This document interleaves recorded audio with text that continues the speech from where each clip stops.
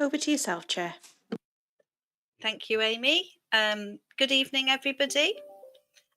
Welcome to the Corporate Performance and Resources Scrutiny Committee. It's 6 o'clock and it's the 19th of June. While everybody just settles down, I'll go through the usual announcements with you all. So if I can remind everybody present that this meeting is being live streamed as well as recorded via the internet, and then this recording will be archived for future viewing. Could all participants please mute themselves when they're not speaking in order to avoid any background noise or feedback when other participants are speaking? If a participant wishes to speak, can they please raise their hand in person if they're sat in the chamber, or use the remote hand function?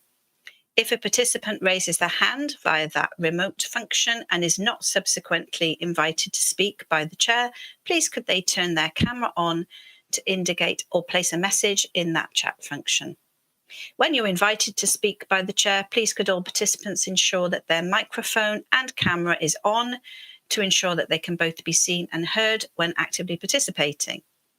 If this isn't possible for any reason, please bring this to the attention of myself and or the Democratic Service Officer as soon as you can.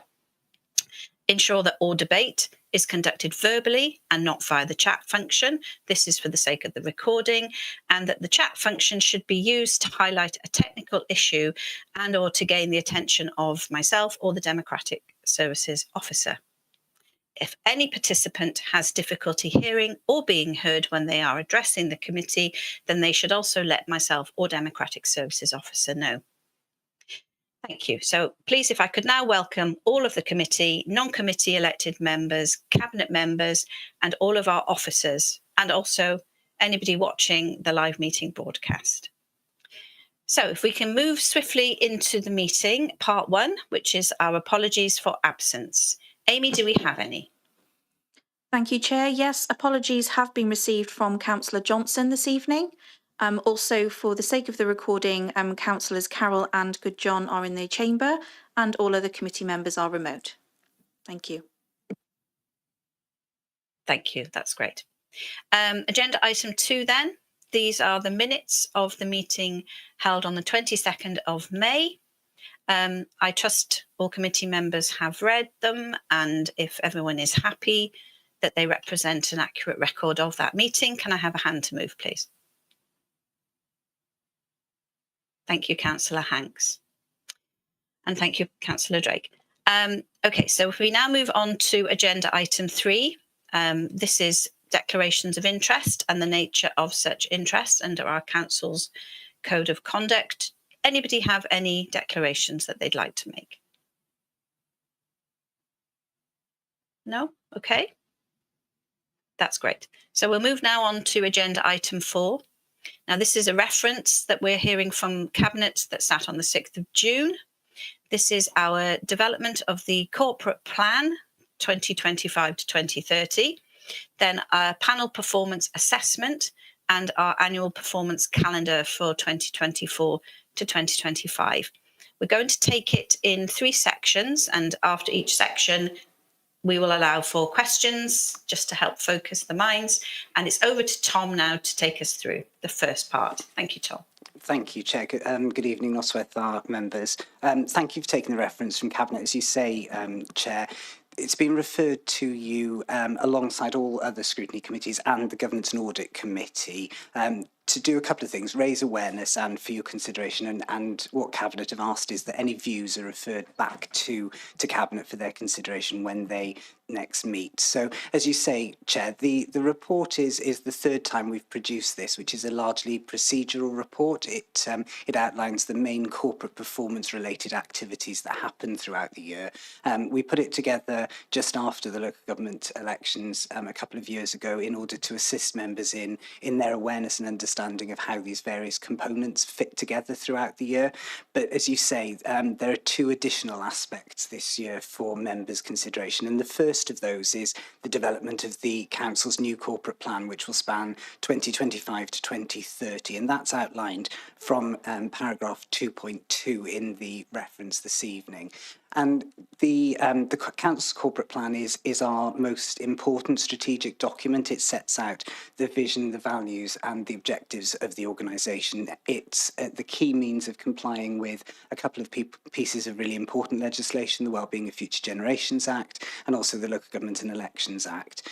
The report that Cabinet considered proposed that the Council's vision of strong communities with a bright future will remain for 25 to 30, as will the Council's values of ambitious, proud, open and together, but that it was time to consider the Council's wellbeing objectives, and that's in light of the change in circumstances that we find ourselves in. So the plan will take into account a variety of different things, such as the recent resident survey that members of this committee considered in our last meeting, some key data about the Vale of Glamorgan. We've obviously had the census, but also the wellbeing assessment undertaken by the Public Services Board, the outcomes of the most recent annual self-assessment report, as well as the wellbeing plan and objectives of the Public Services Board. So work has already commenced, Chair, on developing the new corporate plan.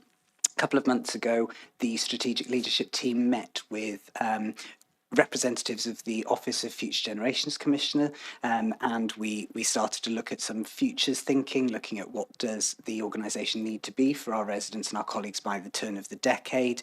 It also needs to consider some of the work that's emerging around the reshaping programme that your committee members considered a couple of months ago. So we've undertaken some initial early work. That's involved, as I say, the strategic leadership team, discussions with cabinet members, and also most recently, a couple of weeks ago, we brought together all chief officers in the organisation to look at some draft objectives and to consider what some of the outcomes would be that would measure success by the end of the plan's term. At our last meeting, we talked about some work that Audit Wales had undertaken around service user perspective and also outcomes within our performance reporting. And one of the things that we're very keen to do is make the plan now more outcome focused, so that it's clearer in effect what we're seeking to achieve and how we can measure and evidence that. So there's some early work that is underway to look at how we can make the plan more outcome focused. It will be developed now alongside the budget and the medium-term financial plan, as members would expect. And paragraph 2.8 of the report provides the indicative timetable for the development of the new plan. So that's just a little bit of an introduction, Chair, if that's okay, to that first part of the report. Many thanks, Tom. Can I quickly ask a question before I open up to everybody else? So we are now in the last year of our existing corporate plan. And as we are looking at how we can improve this for the next plan, can we say, has it actually served its purpose? And if it hasn't served its purpose, what is it that hasn't worked? Thank you. Start with an easy question, Chair. No, thank you very much indeed. No, I think from the perspective of the corporate plan, providing that guiding vision for the organisation, it certainly has worked. I think there's something to be said that it's obviously as a strategy, it's spanned a couple of administrations, and it's helped give us the means by which to get behind in order to, as an organisation, work across directorates in order to focus on those 4 objectives that we've got within the plan. I think that kind of corporate strategy, certainly the existing version of it, has got very wide-ranging objectives. We often talk in the early part of the year about the measures and the targets that we want to set ourselves to indicate whether we've turned the curve on the issues that we're trying to do. But certainly, I think, given that the plan was written before the pandemic, we have seen that it's provided a real guide through some of that process, and also then the council's subsequent recovery. I think we can see that it's helped us guide our activity in terms of the environment with Project Zero, which your committee will consider later on this evening. It's also looked at focusing in on that support for people who are vulnerable and in need, whether that's within issues of such as additional learning needs, also council housing, and the major investment that's been put in place there, as well as providing us with that that focus to keep challenging ourselves to do better at public engagement and consultation work, and also to change the way that we work as an organisation. So you'll see a more formal reflection of the year's activities and the plan to date in the self-assessment in the autumn. But yes, I think it's provided a really good framework for the last a few years, but it does feel like it's time now to refocus that.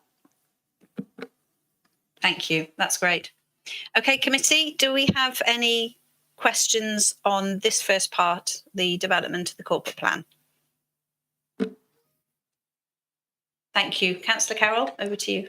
Thank you, Chair, and thank you, Tom, for the presentation. With regard to the plan moving forward, will there be specific objectives in there that performance can be measured against? I mean, I think particularly with regard to procurement, we've obviously had the issue with Oracle Fusion that cost the authority a substantial amount of money because that project wasn't delivered on time. I think that moving forward, we will need to look at using all the technology and systems available to the council to deliver services more efficiently and deliver better value for money for council taxpayers. So I would be keen to know what specific objectives are likely to be included in the plan and whether there will be, rather than just sort of broad targets, whether there will be specific objectives against which performance can be measured, for example, on procurement. Thank you very much indeed, Councillor Carroll. And to answer the question in as detailed a way as I can do, but recognising we haven't written the plan yet, and I'd like to take the opportunity, I suppose, to say that all elected members will have an opportunity to feed into the process throughout the drafting and approval, so we can certainly keep this conversation going. But the way that we're looking at the plan currently is that it needs to set well-being objectives, so they need to be focused in terms of how the plan will impact on the lives of residents and the way that the organisation works. So importantly, the issue that you raise around value for money is integral to that, because we need to make sure that we're making best use of council funds.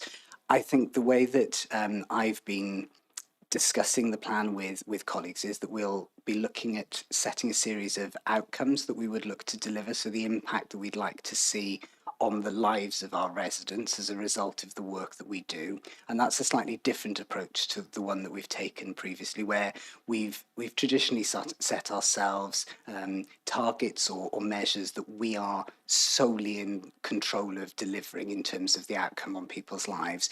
But I'm aware that in doing that, there still needs to be a link with accountability and responsibility for delivery against different services. So one of the things that colleagues and I have been discussing is indeed a set of key performance indicators that would underpin the corporate plan, and that would be linked then with either service or directorate plans that would be published on an annual basis, and which elected members then would have the opportunity to scrutinise and Cabinet to approve those indicators on an annual basis, upon which we can be A, held accountable, but B, that we can demonstrate the progress that we're making. So the objectives may not be quite as you might be thinking of them, but I think the measurement framework absolutely would be.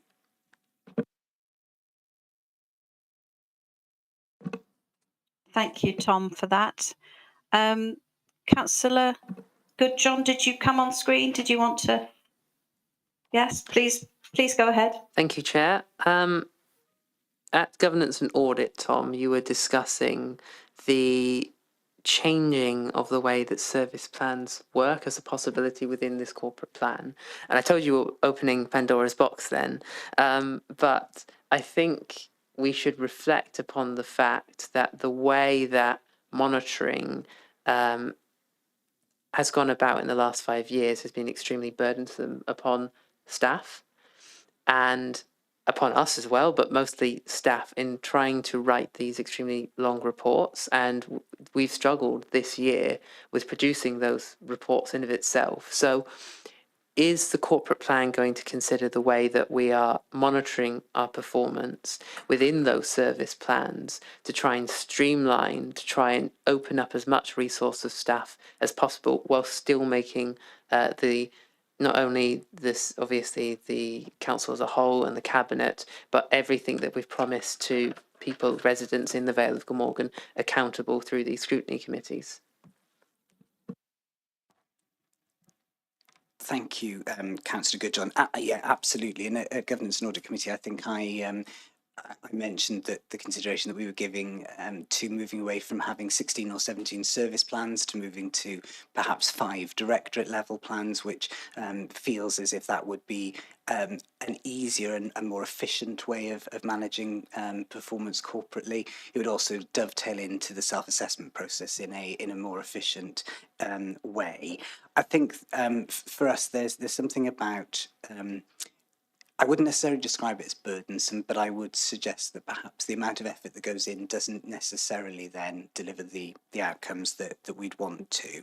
And some of the work that has been underway already is about trying to make the language more accessible in terms of the way that we phrase some of this work. And the reason that I mentioned to Councillor Carroll in response to his question around that focus in on outcomes for people's lives is because that's actually what, as an organisation, we're trying to affect by the work that we're doing through the corporate plan.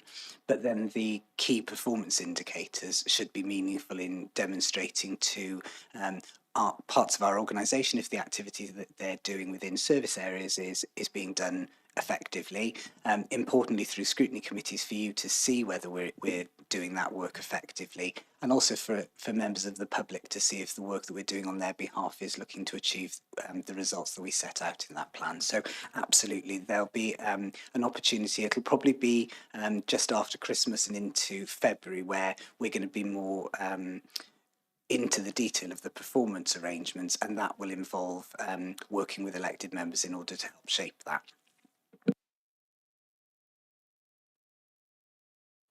Thank you very much, Tom. And yeah, I agree wholeheartedly. It's so important when we look at designing services that we have those service users at the centre of that decision making. And it's quite important, I think, that we have that input from our service user groups, as had been highlighted already by Audit Wales. I think it would be really good for this committee, if it's possible, when you are working on the setting of the new objectives, that we can see from the feedback, the justification from the evidence and engagement and insight that will support the setting of these objectives. If we can have that information come back to committee, I think that would be really, really helpful. Thank you. Councillor Lovelock Edwards, you've also got your hand up. Would you like to come in? Thanks. You're on mute. We can't hear you, I'm afraid. Sorry, Chair. You're in the room. Yeah, it's following on from the discussion so far, and that is around comments that I made at the Homes and Safer Communities meeting in a similar vein, which is, whilst we all agree that residents and service users should be at the heart of this process, it's important for them to understand how they will be involved in this process. I appreciate that as councillors, it's incumbent on us to do as much as we reasonably can to ensure that their voices are heard. But at the same time, on an individual basis, what steps are we taking, learning lessons from recent surveys and feedback that we've had on how to improve the engagement, how to make it easier for people to understand what we mean and the language that we use around sort of making their lives a little bit easier and gentler.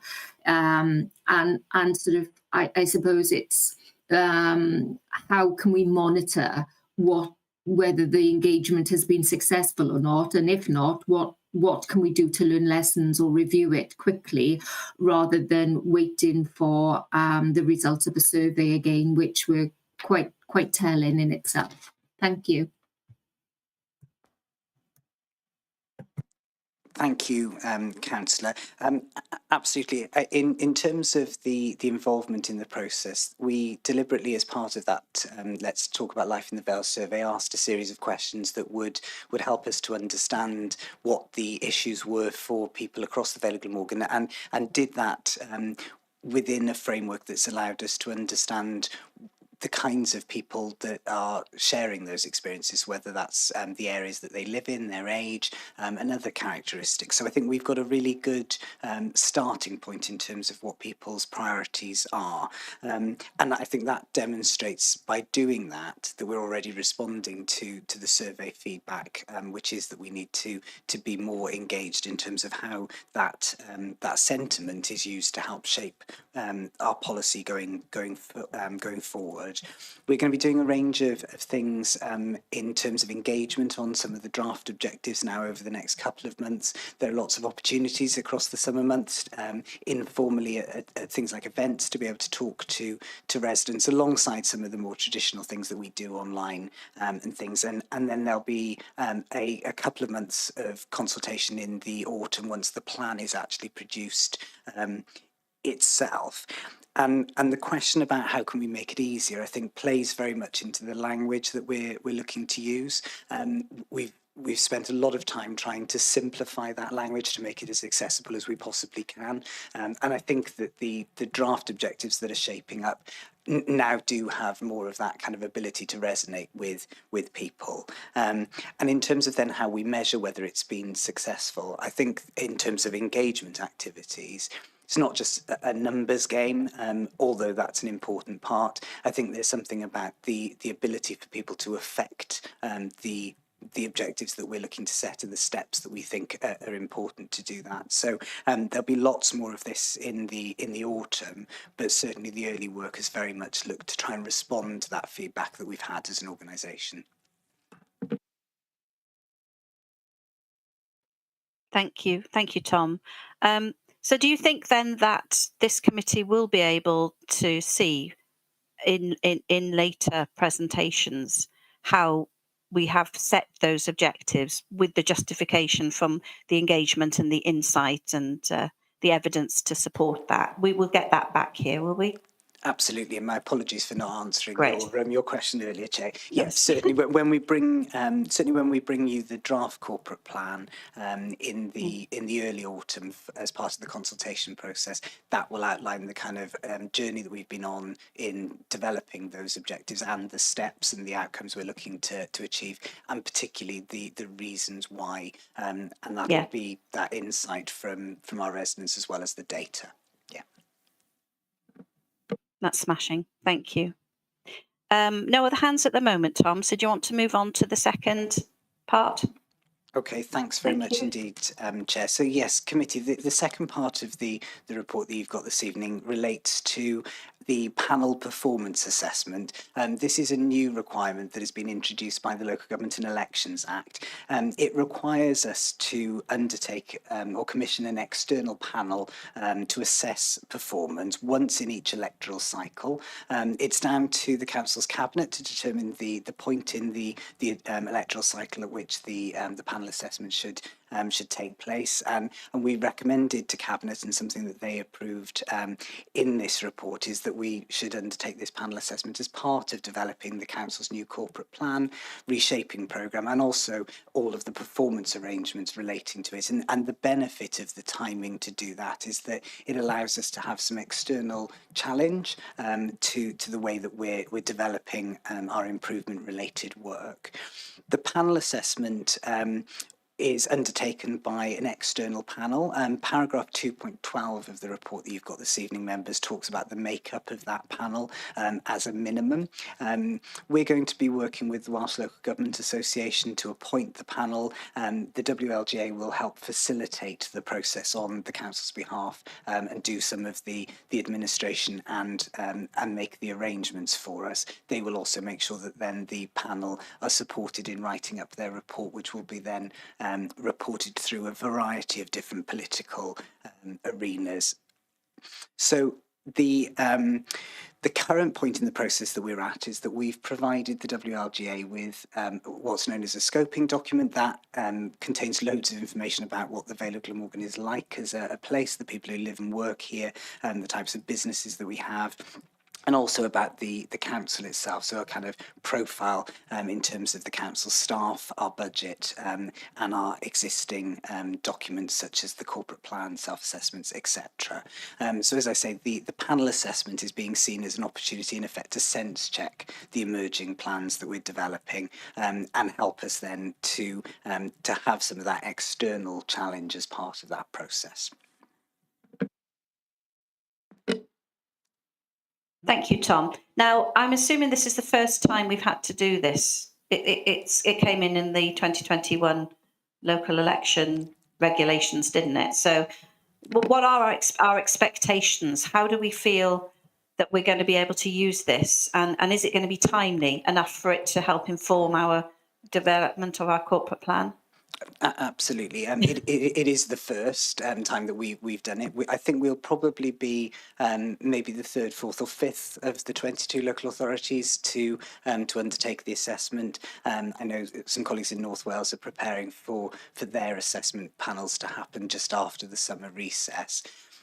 I think the timing is absolutely right to do this. It's late enough in the process of having developed a draft of the corporate plan and for elected members to have considered proposals around reshaping in order that they can look meaningfully as a panel at what we're looking to try and achieve in the future.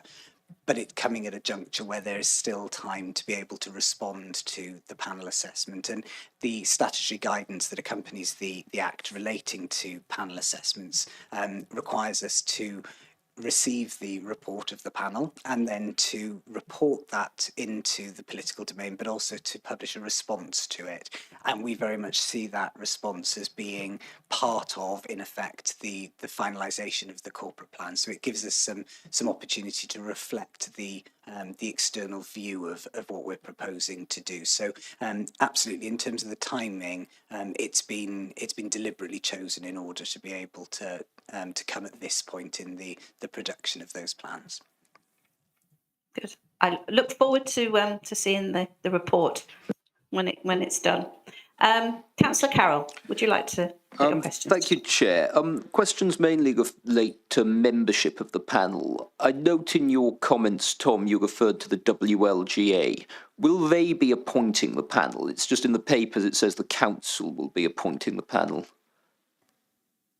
Thank you, Councillor Carroll. Yeah, and probably my wording not being specific enough.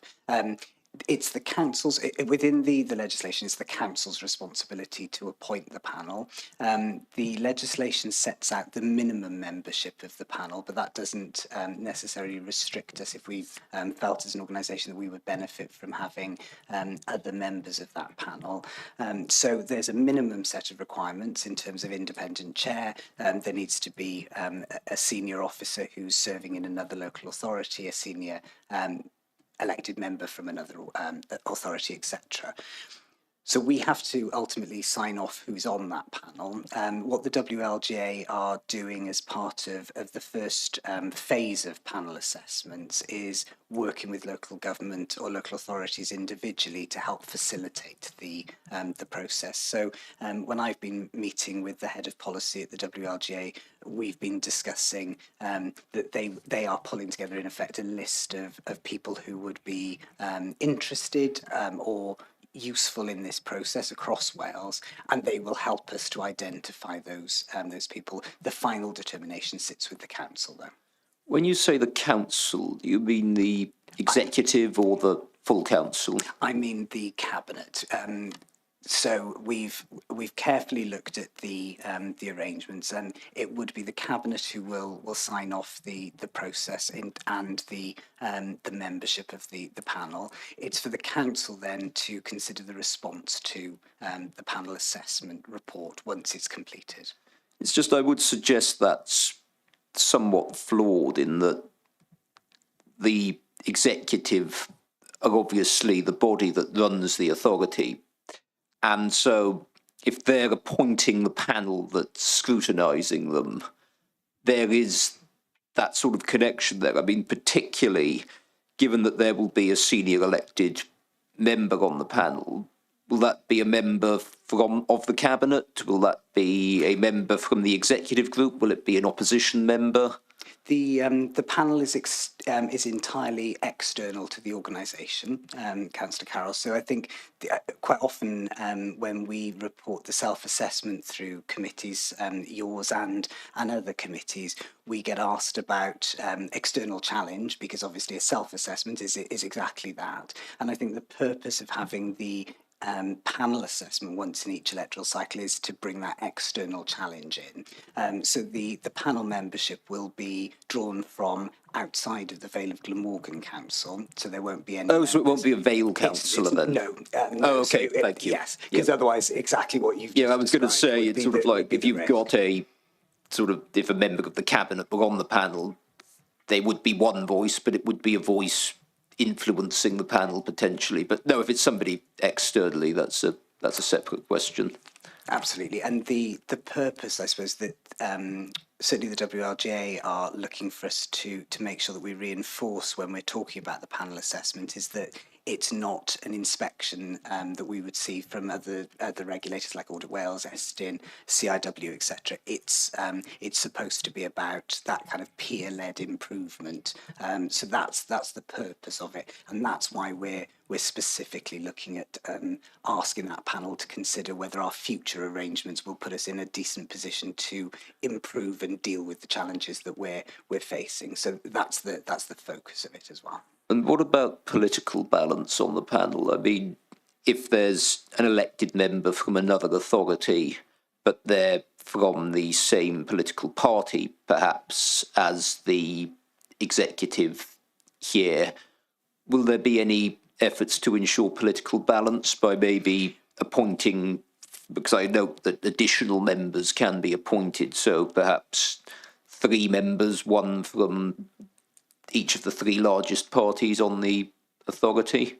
I can certainly discuss that with colleagues at WLGA in terms of that, of what they're seeing elsewhere. I think there's definite potential for us to explore that. I think ultimately it's the composition of the panel that we would be considering. We would look for a balance of experience and perspective to make up that panel. But certainly, I can, if committee would like me to, I can certainly take that away and give it some consideration, and also have some discussion with colleagues at the WLGA to understand how that's kind of been thought through in other organisations. I just think logistically, if we look at the last local government elections in Wales, for example, majority of, or the largest party in local government in Wales is Labour. I mean, some colleagues will be very happy with that, others of us on the in the meeting perhaps less so. But there is obviously the potential there that because there are more Labour councillors in Wales, it's more likely that the elected member would be from that party potentially. And I think that if we could look to ensure there's political balance on this panel, that would improve the scrutiny and ensure that there are a variety of perspectives considered as part of the assessment process. Can certainly, if committee are minded to feed that back to cabinet, we can certainly give it consideration, Councillor Carroll. Thank you. Thank you, Councillor Carroll. As I think we said, this is the first time we've done this, and I think we're taking advice and guidance from WGLA as we go along. The leader's on with us tonight, and she has her hand up. So if I bring her in, she might have a little bit more insight for us on how this is going to work. Leader, would you like to? Thank you, Chair. Yes, if I could, I think first of all, it's important to say that the administration welcomes feedback. Feedback, particularly if it's objective, is one of the best ways that you can improve and move forward. So, as you'll be aware, Chair, because you've participated already, we're into this year's round of self-assessment where scrutiny chairs are invited to participate in the self-assessment process within the council. There is a challenge director that actually also takes part in the self-assessment of directorate's performance, and we find that a very, very valuable process. But actually, we want to go one step further and to get external views as well. As you'd be aware, we've just undergone 2 external inspections, both with really super results. And I think that one of the things that came out of that was that the inspectors said that we were very honest in our self-appraisal, that we didn't want to gloss over anything. As you know, Councillor Carroll's just mentioned the Oracle situation, but in that, again, our lessons learned report was completely open. In terms of who will participate in the peer assessment, there are a number of peer assessors from across Wales. I was talking to Councillor Neil Pryor from Pembrokeshire, who is a very experienced peer assessor. He happens to be independent. I know Neil well. We work on a number of different initiatives. But I think I would reassure committee that in Wales, we actually work across boundaries. We collaborate a lot. I'm a rural spokesperson with a Liberal Democrat leader and a Plaid Cymru leader. I've always got on very well with the ex-leader of Monmouthshire, but we don't have any Conservative-led councils in Wales. But independent and Plaid, it doesn't matter. We are all trying to do the best for the people of Wales, and I think that peer assessment will only work if you're completely honest of the current situation. I was only on the phone yesterday to another leader who had challenges in an area that we'd actually done well in, and to see whether or not we could lend advice and support. So I'm really looking forward to the peer assessment, and I'm really looking forward to the discussions that will happen within council afterwards in terms of the way we can go forward and how that plays into the future performance of this council. But happy to answer any other questions, Chair. Thank you for that, Leader, and for the question, Councillor Carroll. Tom, if you would like to go back, and I'm sure you're asking lots of questions of the WGLA on this process anyway, just about that political balance. But as the leader has said, we need the best people for this job, the most experienced peer panel assessors we can get, regardless of their political party. So that's about the most important thing. Do we have anyone else with any other questions on this particular section? No? Okay, that's brilliant. So, Tom, over to you for the third part, the annual performance calendar. Thank you. Thank you very much indeed, Chair. So the report then goes on at paragraph 220 to talk about the self-assessment process that we were just mentioning as part of the last part of discussion. So there's some information in the report which I hope members will welcome in terms of a reflection on the process that we undertook for self-assessment. So I remember when we discussed this with your committee and also with others, that there was a request to simplify some of the information that we provide as part of that that self-assessment report, to make sure that it was accompanied by an easy read summary, for example, to make sure as well that the information, insight, engagement, consultation work that has been undertaken throughout the year is given greater prominence within the self-assessment, and also that the process be looked at. So there's some information within the report, and the leader just referred to the first part of the self-assessment process, which is the directorate self-assessments, which will be completed next week through a series of when those directorate peer challenge sessions complete. We then will move through the summer where we'll be consulting on the findings of the self-assessment, so the judgments that members will see in the self-assessment report before it's presented through committees after the recess for your formal consideration. And that forms, in effect, the beginning part of the performance calendar, which is provided to you, Chair and members, in Appendix A to the report that you've got this evening. This is the, in effect, bringing together all of those activities that happen throughout the year, shows how we'll be meeting the legal duties under the Local Government and Elections Act, as well as the Future Generations Act. It includes all of the information relating to the production of the self-assessment, the corporate plan, service or directorate planning and target setting, as well as the panel performance assessment.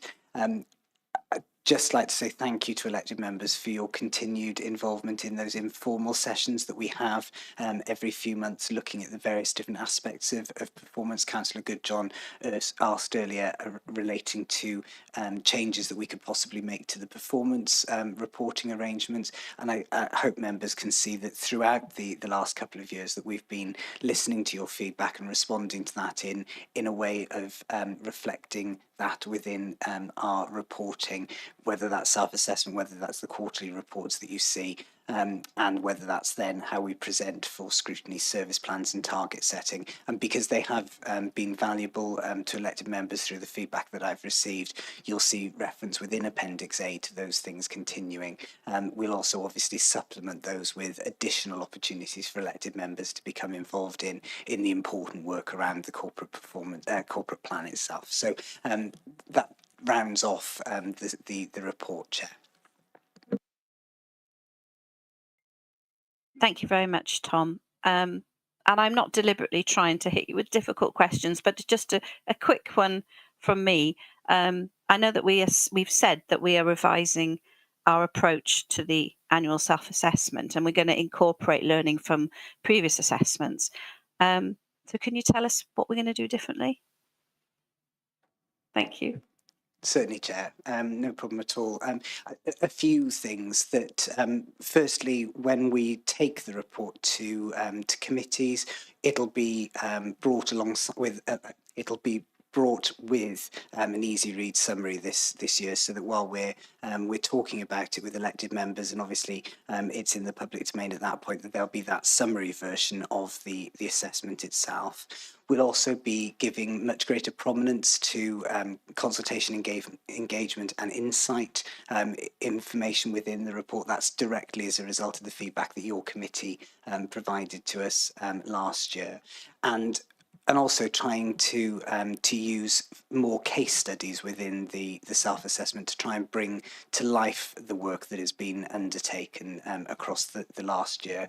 I remember at this committee when we were bringing it for consultation last year that there was some discussion around the latter parts of the self-assessment report being more accessible for elected members in terms of being able to scrutinise and see the activity that was underway. So we want to make sure that we give that kind of presentation greater prominence. I'll also be arranging a session with elected members within the next couple of months to discuss those plans in more detail and to give all elected members the opportunity to comment on the presentation and format. That's great. Thank you, Tom.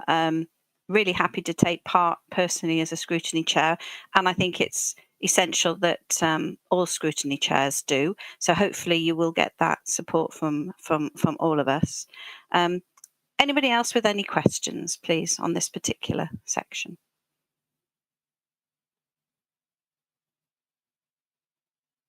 No? I guess the only thing I probably would say, and I know it's been said in other scrutinies, Tom, and that's really the timetable for the self-assessments. I know that we're looking at August to conduct engagements, and so this committee will put that view back as well, because it clashes with holidays, businesses. If you need to do any work really in August, it's always terribly difficult, and the public and school holidays. So I think we need to give that view back, that August is probably not the best month to do engagement, and if that can be tweaked, I think that would be really sensible. Thank you, Chair, and we've listened to that feedback from other committees as well. Yeah. Completely agree that it's not an ideal month to be undertaking that kind of work. We are going to look to start a couple of weeks earlier, so that we'll extend that period. I suppose the important thing as well, just to emphasise, is that this will be consulting on the judgments in effect within that report. It's not necessarily then the full consultation that we'd obviously do with yourselves as elected members in the autumn. And also the report, as I mentioned, giving that greater prominence to the involvement, consultation and engagement work that's been underway throughout the year, that actually that's all part of that report as well. So especially with having such recent feedback from Let's Talk About Life in the Vale, I think there will be much greater prominence to the public's voice as part of the self-assessment this year. So it's almost a technical end of the process element rather than fundamental at this stage. But absolutely, you're right. It comes with some challenges.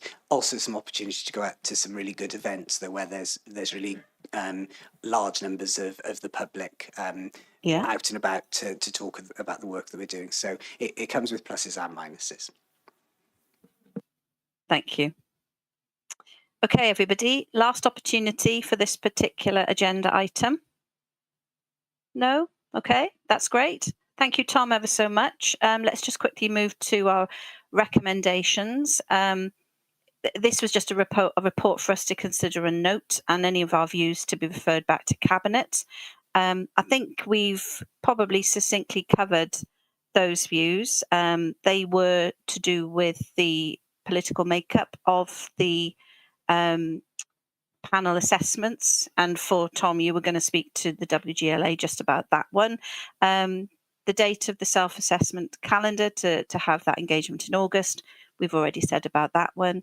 And the setting of new objectives. We wanted to make sure that all of that justification and the evidence, engagement and insight that's gone to inform and support the setting of those objectives is something that we get to see on this committee. So if we're all happy with that, if we can have a hand to move, I'd be grateful.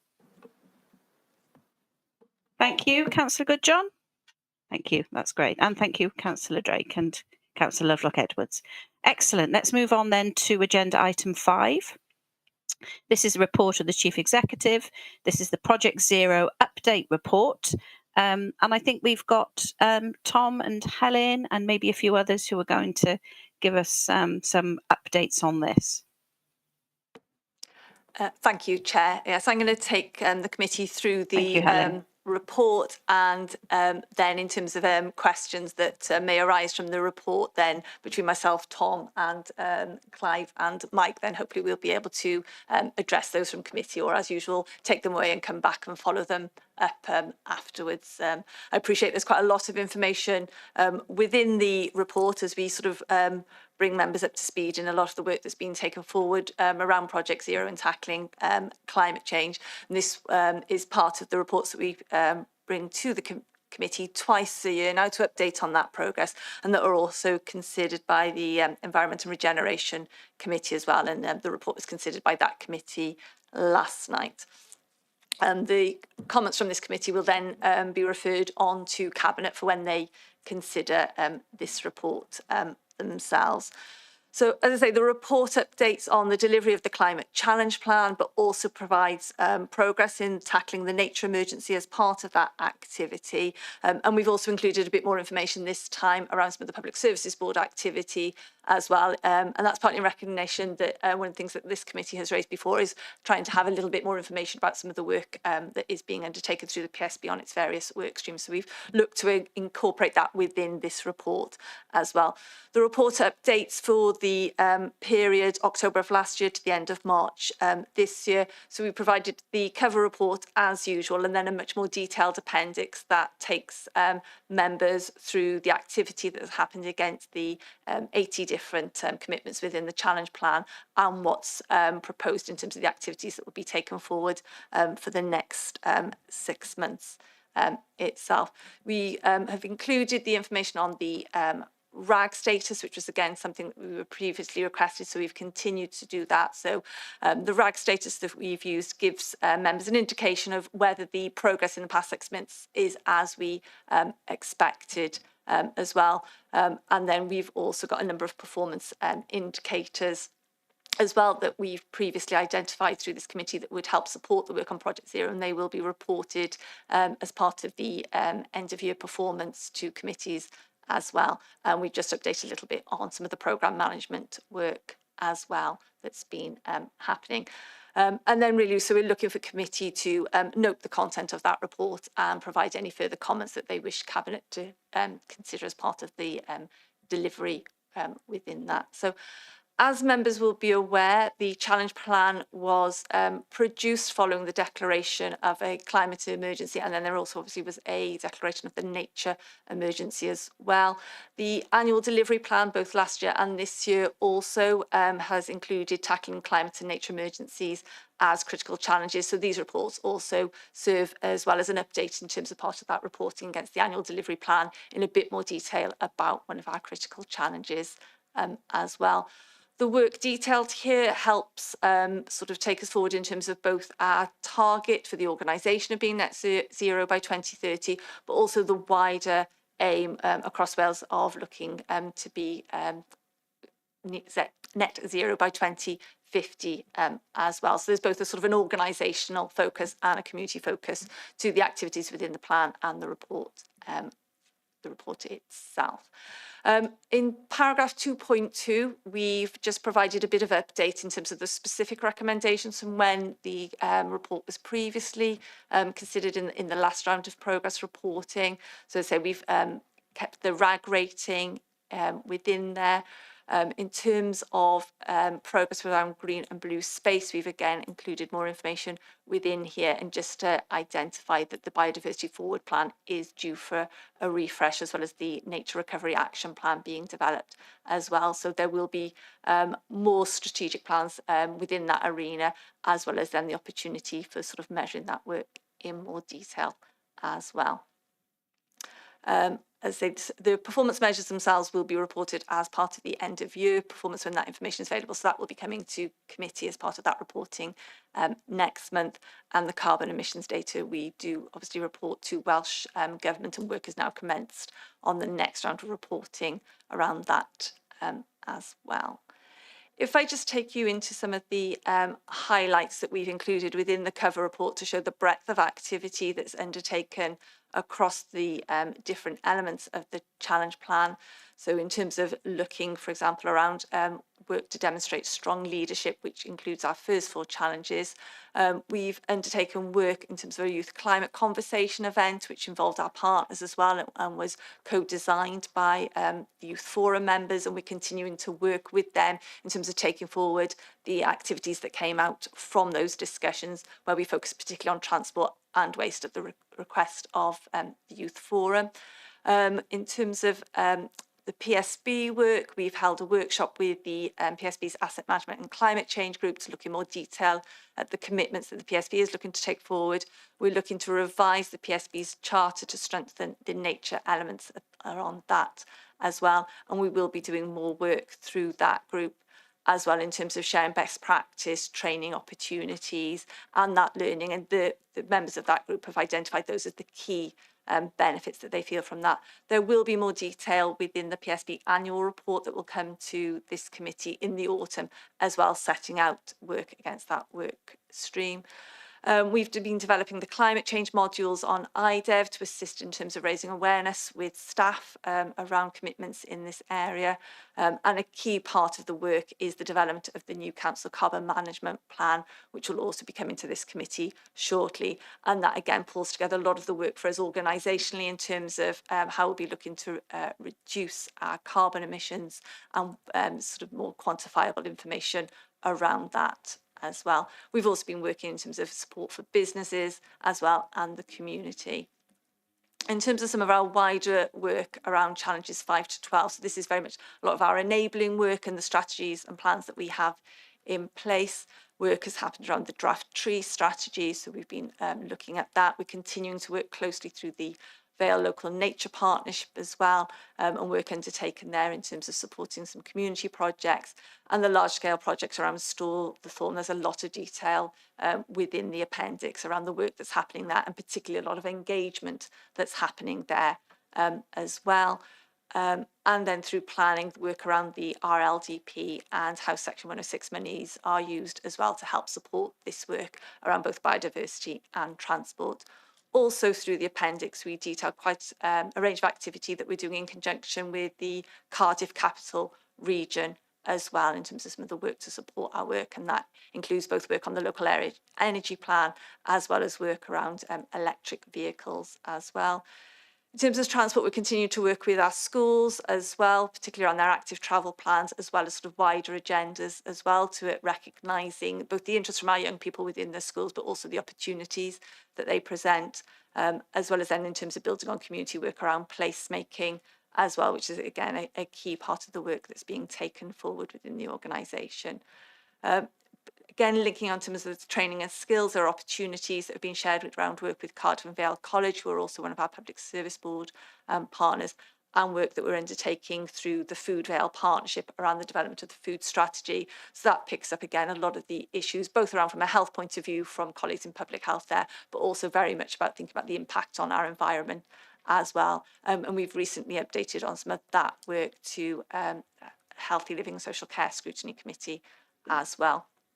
Colleagues in waste management are also been working hard contributing to this agenda in terms of helping and supporting work around the workplace recycling regulations, and also there's a new reuse shop that's been established as well, and we're again looking at what the opportunities that provides as well, both in terms of how we can help sort of reduce some of the consumerism around that, and how we can give people things a longer life. That also links into some of the work that we're doing around cost of living as well. And as I say, we're doing some work around the local area energy plan, and we've also been doing some further work about understanding well where there might be leaks around some of our water usage as well, and what we need to do.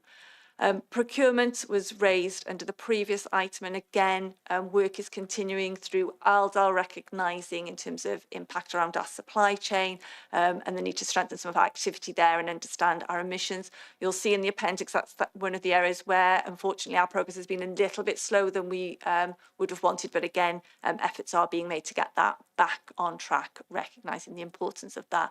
And you'll see later in the report where we talk about some of the work the Welsh Government have done around carbon emissions across the public sector, that is being a challenge that across the public sector that we're facing.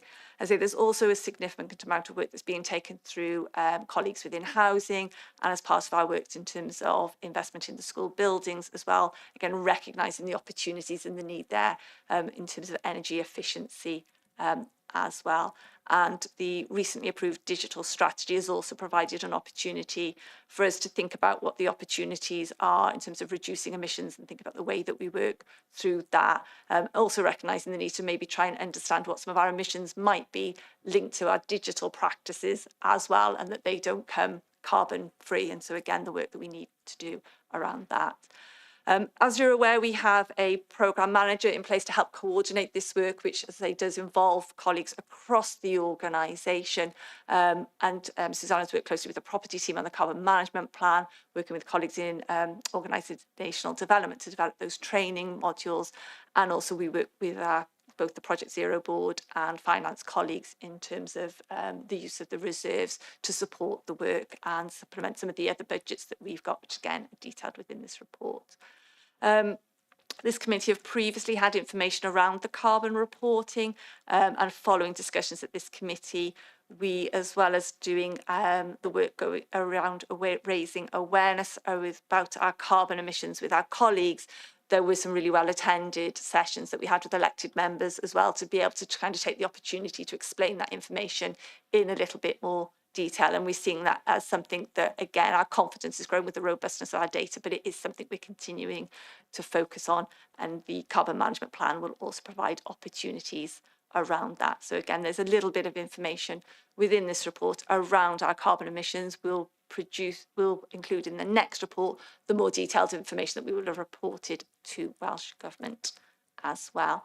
And then just in sort of, I say paragraph 2.5, there's more detail about how we've been using the Project Zero Reserve, but also how many of the other budgets across the organisation and grant funding are also helping to support the activity across what we're doing in terms of delivering commitments within the Climate Challenge Plan. And so again, detail there. And then in 2.6, they say we provide more detail about the work of the Public Services Board itself and how we're working with our partners to deliver our individual programmes, to also see where collective action can be. So hopefully that's given you quite a comprehensive overview of what's within the report. And I say colleagues here that can answer any questions. Thank you, Helen, for taking us through that that update on Project Zero. I can see Councillor Franks has his hand up, so I'm going to bring him in straight away because he's been waiting patiently and he was there first. So, Councillor Franks, would you like to put some questions? Thank you. Thank you very much. I have a number of points. I noticed, I think it's page 6, there's reference to liaison with other partners, including town and community councils.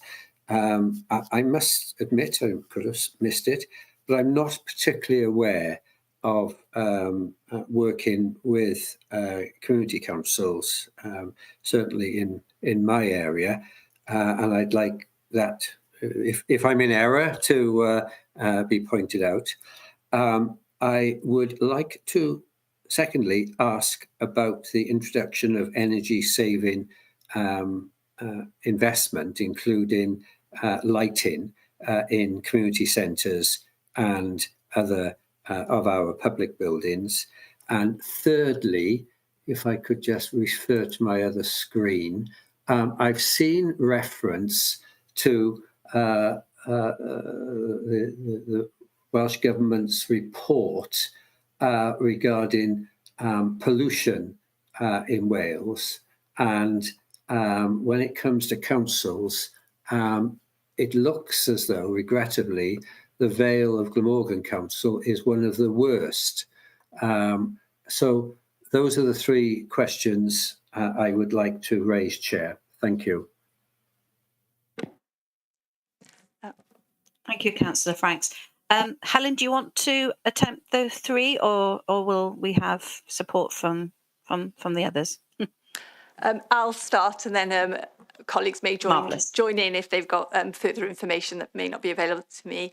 In terms of the reference to the work with the town and community councils, that's part of the work that we've done through the Public Services Board, where we've set up meetings through the year where we've focused on a number of different work streams that the PSB is focusing on. So our most recent meeting was focusing on some of the work around biodiversity. So that invitation goes out to all town and community councils. We're looking to encourage greater attendance at that. And we had presentations from the Local Nature Partnership and the Council's Ecology Officer and the work that we're doing through the PSB and through the Nature Partnership. And also regarding the Director of Public Health's recent annual report, which also focused on recall to the wild. So those invites go out to all the town and community councils. And again, there's an opportunity to share what different partners are doing, what the opportunities might be for collaborative working. We have had members from different town and community councils at different meetings. Often it varies depending on the topic and I think on the date of the meeting. So as I say, that's that work that we're referring to there. But we are looking again to further sort of work out, increase our reach to community groups. And again, I think through the local area energy plan, they've worked with a number of different groups as well as part of the development of that. In terms of, I move on to the improvements to some of our community centres, that was led through the council's property team, where they did surveys of a number of community buildings. They worked closely with GVS and other partners as well in terms of a bid that went to Welsh Government, and then helped support the works that were undertaken to those community centres. I don't have the full list of those centres with me today, but we can share that with you afterwards if you'd like. That, but we have had, particularly I know from GVS with their facilities in Lantern Majors, we've had really positive feedback about the support that was given and the improvements there. Sorry, in terms of, I can just share with you actually where that work was undertaken. So it was CF61 in Lantern Major, Roos Community Centre, and the St Francis Millennium Centre in Barry that benefited from that work and the Welsh Government funding for that. And regards to the third question regarding the Welsh Government report on pollution, sorry, it's not a report that I'm particularly familiar with. I'm not sure if any colleagues are, or whether that's something we could maybe come back to you on in terms of the Vale perspectives within that.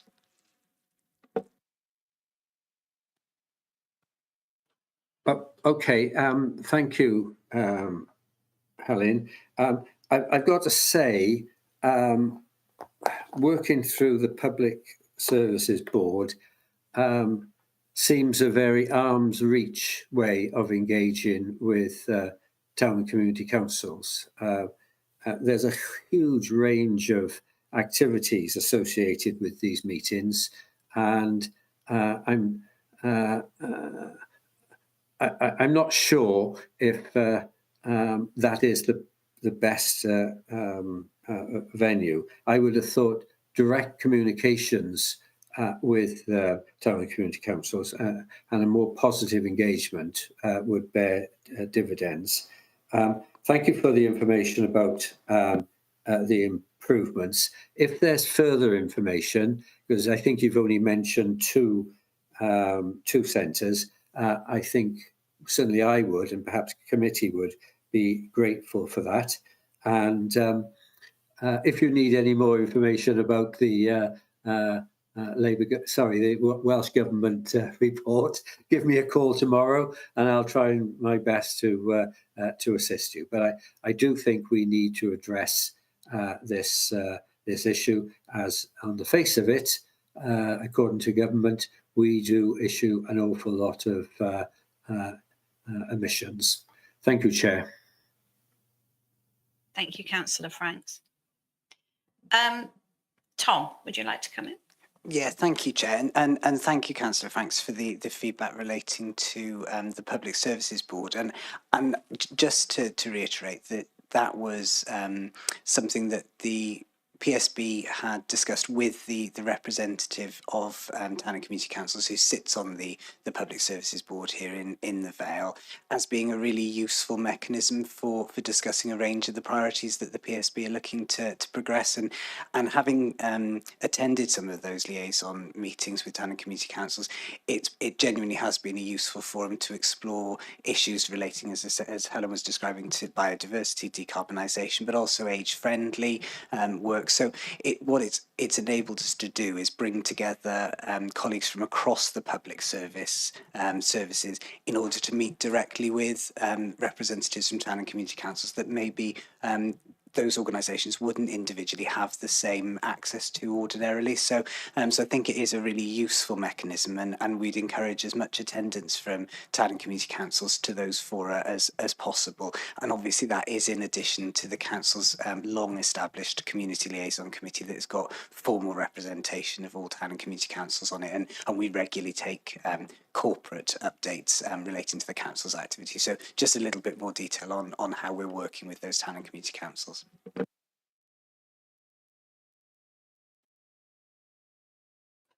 Thank you very much, Tom. Councillor Franks, you've still got your hand up. Is it a legacy hand or other? Okay, that's great. My apologies. Oh, not at all, not at all. But if you have more questions, then please, you must feel free to ask them. Anybody else with any questions on the Project Zero? Councillor Hanks? Thank you, Chair. Just a few questions. I just wondered if it would be at all possible at some point to have a presentation on the number of electric and low carbon vehicles that we have across the council. We talk about them, but I really have no idea about how many we've got, how many we need to have in the future. And I think a small presentation at some point would be helpful. The second point was, do we have any plans for a reuse shop at Landau in the recycling centre there?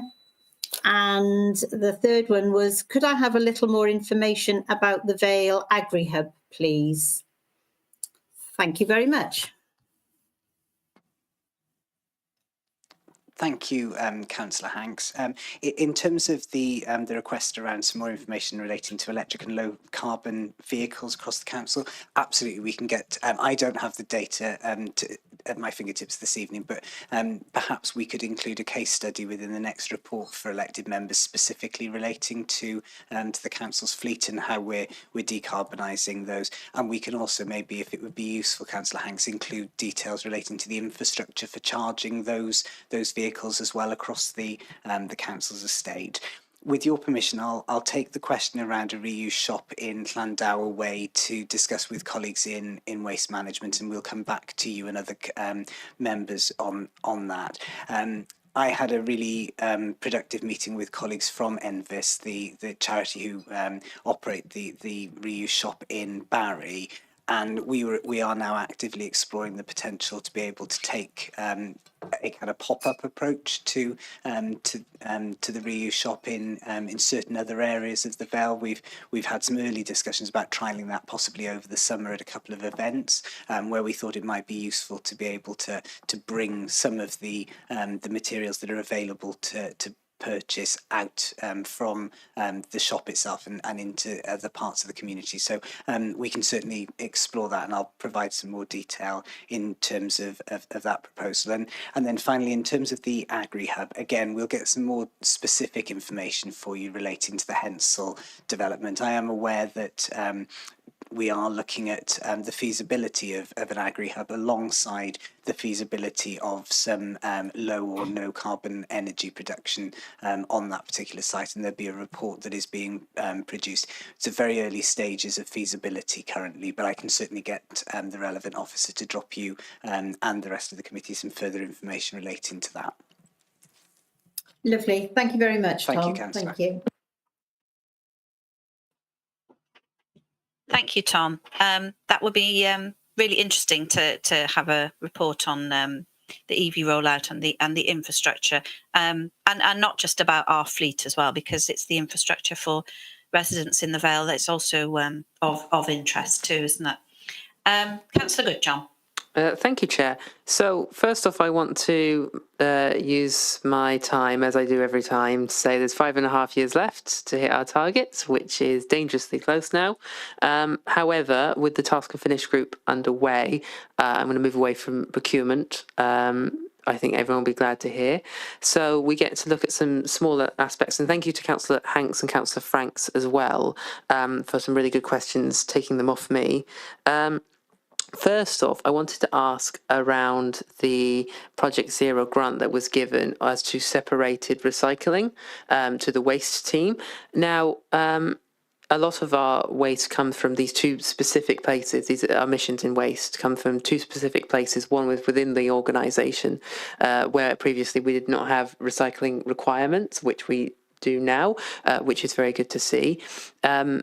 Separated recycling, which improves our recycling rate and reduces emissions from it, but additionally from public waste as well. And I've heard this argument made time and time again, is that public bins reduce our recycling rate and it increases our emissions because we are taking away public bins and they are contaminated and they are not treated like the same as recycling.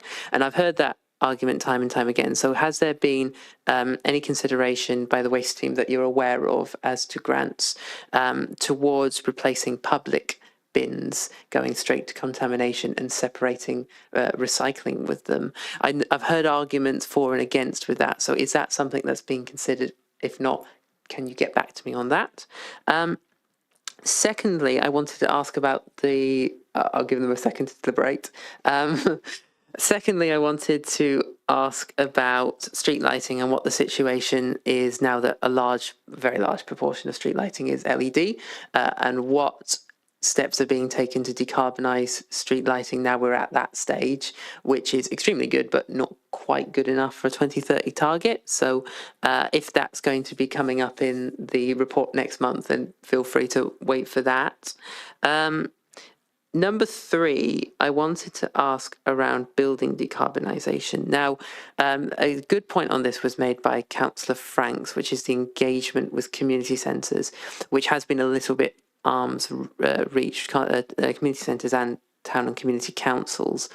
When a project bid is made by one organisation, such as a community centre or a department, is there any consideration as to reaching out to other departments or other community centres, other similar organisations, to if they want a similar bid to go through, to try and make it more uniform, the changes that are being made? Since one of these, for example, PV panels, has passed through the grant system and been successful, surely that would make it only logical to reach out to all other community centres and propose a very similar grant.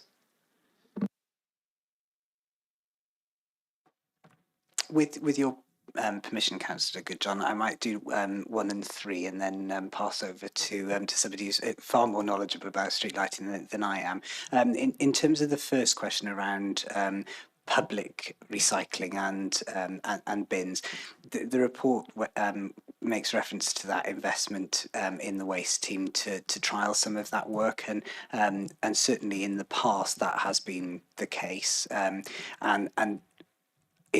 what we have seen though is that the kind of bins and street furniture has changed quite a lot in the last few years. So the money that has been invested from Project Zero will support the waste team to trial some of those new bins. I don't know the latest on the time for them being installed, but certainly there were proposals to be trialling the use of those within Cowbridge initially, and I think colleagues in Waste were just working through the source segregated arrangements within communal areas and flats in order to address that issue before they moved on to those public bins and recycling facilities. So certainly there's some quite interesting developments that have happened there, and certainly we're looking to pilot those to see if with different facilities actually we can support people to recycle more effectively. In terms of the building decarbonisation, I think the question around community centres, the work that's been done at those 3 community centres, including CF61, has been funded by Ystadau Cymru, it's Welsh Government funding. We initially got funding to undertake surveys for the potential to decarbonise across all of the community centres. The selection of those 3 initially was done on the basis of the ability to affect the greatest change in terms of their carbon emissions within the envelope of funding that Welsh Government made available. We're really, really grateful to Welsh Government for providing that grant funding, because it's clearly money that we would not have as an organisation to invest in those centres ourselves. We are meeting with colleagues from the Welsh Government in terms of the civil servants in Llantwit Major at lunchtime tomorrow to show them not only the work around food insecurity that we've been leading on, but also the decarbonisation impact that is already reducing the bills that CF61 are having to pay and the carbon output.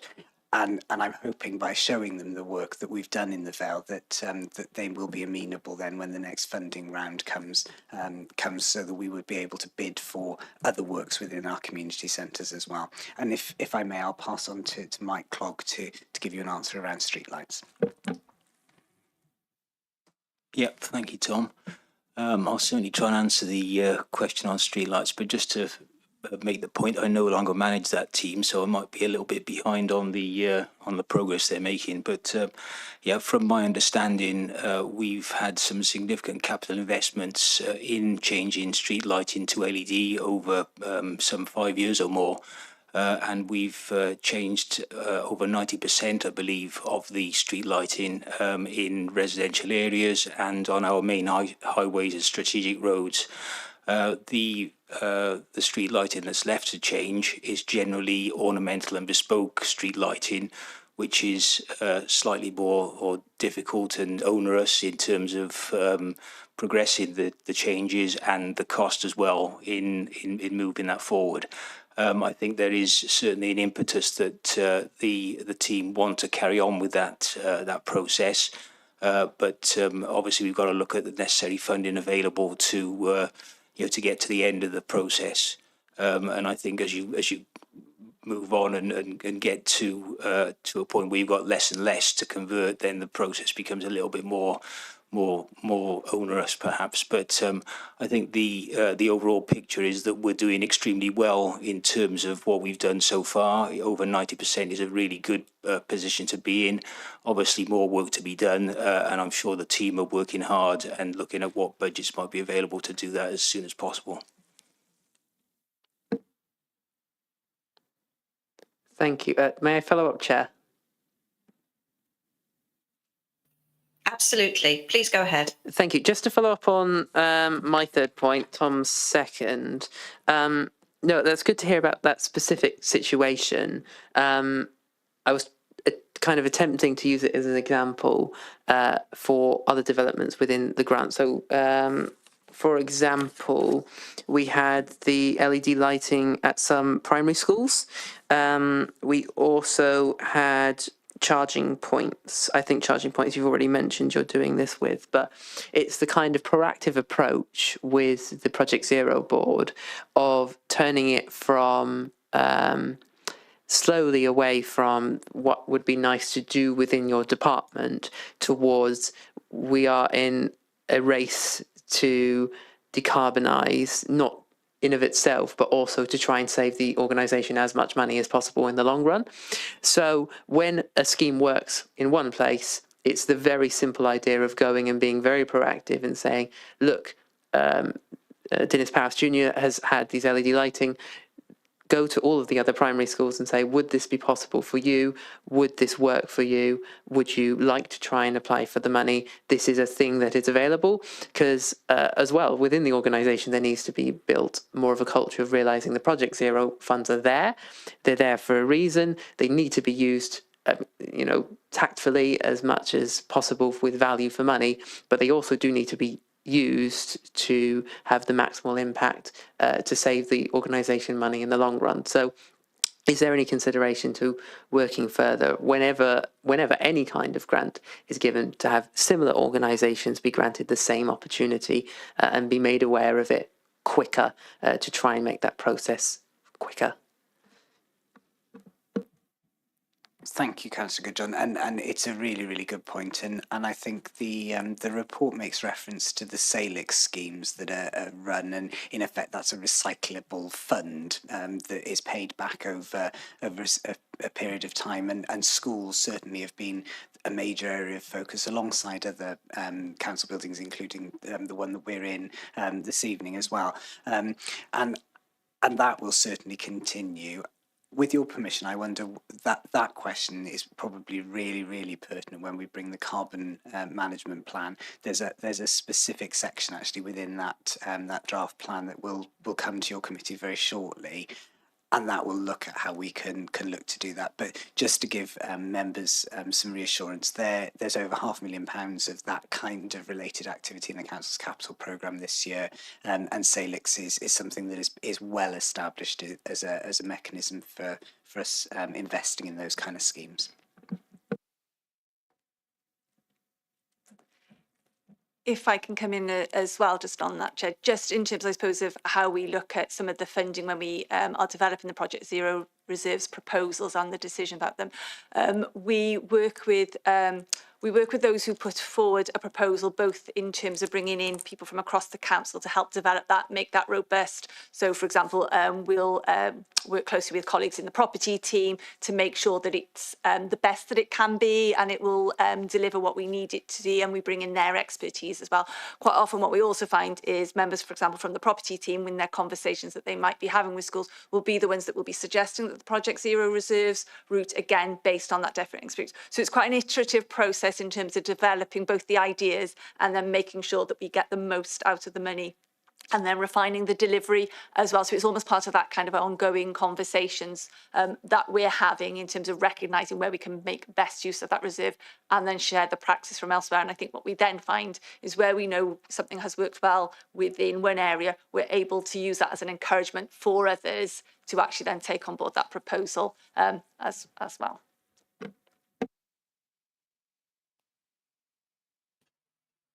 Thank you for that, Helen. Does anybody else have any more questions on this particular topic before I ask mine? No? Okay, that's great, thank you. Well, you'll be relieved to know I'm not going to start my usual on procurement in itself. I'm going to go a little bit further back than that, because it is the elephant in the room. As we know, 78% of carbon emissions come through the supply chain. So what we do in terms of how we design waste out of specifications of what we buy is critical. And that's kind of like the commissioning part of this. So my question is, have we given any thought to how we can perhaps look at that piece of work? Maybe have a commissioning board that makes those considerations, circularity of what we're buying before we get to the point of possibly working with Ardell. So it's the really the front end bit of commissioning and having that discussion and that consideration. Have we had any or progressed or considered any work in that area? Thank you.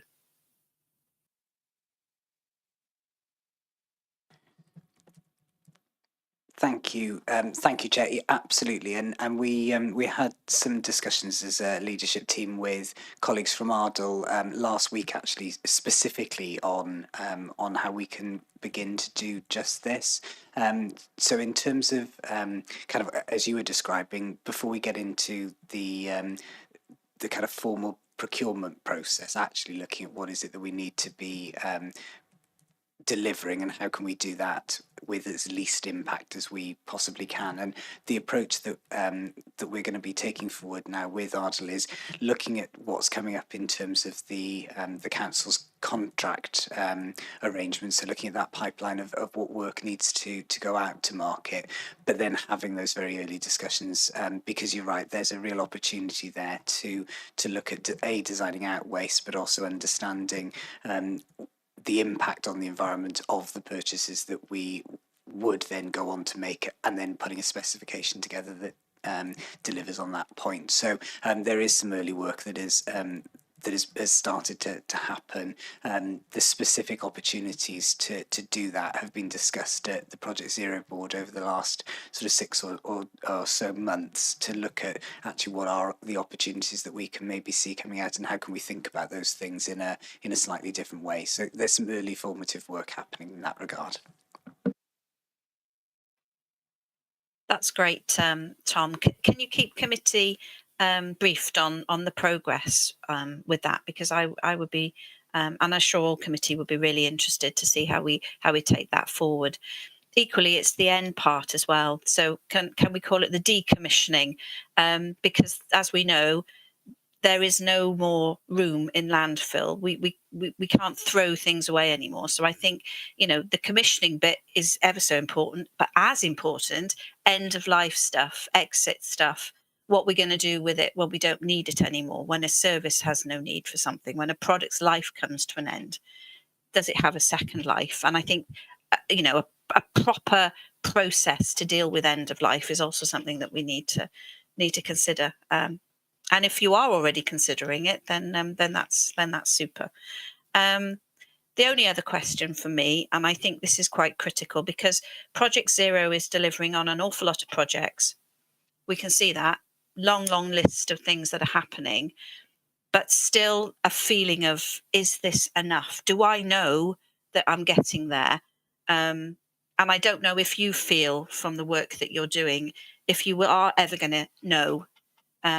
So I think what I'd like to see, and I know we nearly had the 2 reports together, but going forward, I think I'd like to see Project Zero and carbon management plans on the same agenda, because they interlink, and I think it's quite critical for us to look at all of the things we're doing and at the same time see how that works and how it correlates with our carbon management plan.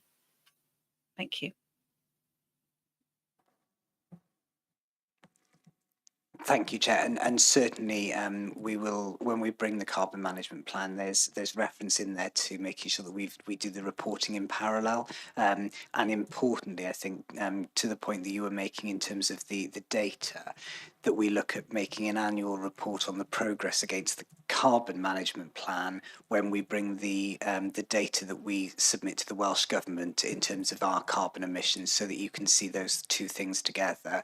We're undertaking that data collection exercise now to be submitting to Welsh Government in the next couple of months, and we'll then get what will be year 3 of the data return back from Welsh Government, and I think that will be really important for us to then consider to see what trajectory that the council has been on in terms of our emissions over the last few years, albeit noting that the methodology has changed slightly over each reporting cycle. But we will get a better sense then of how we're progressing with decarbonisation. Thank you, Tom, that's great. And thanks to the team. I know this is an awful lot of work and it feels huge because it is huge. But I think it's particularly important that we try and have a little bit more granular information so we can feel assured that we are making a difference with all of this. Councillor Goodjohn. Yeah, sorry, just to back you up on your point, Chair, I think what would be nice to have as a sense, rather than necessarily having to have raw data to back it up, is just when we're hearing about these schemes that are coming through in the Project Zero report, it's just a kind of inclusion to a little bit of how far do we think we're getting along the track via this step. If that makes any kind of sense.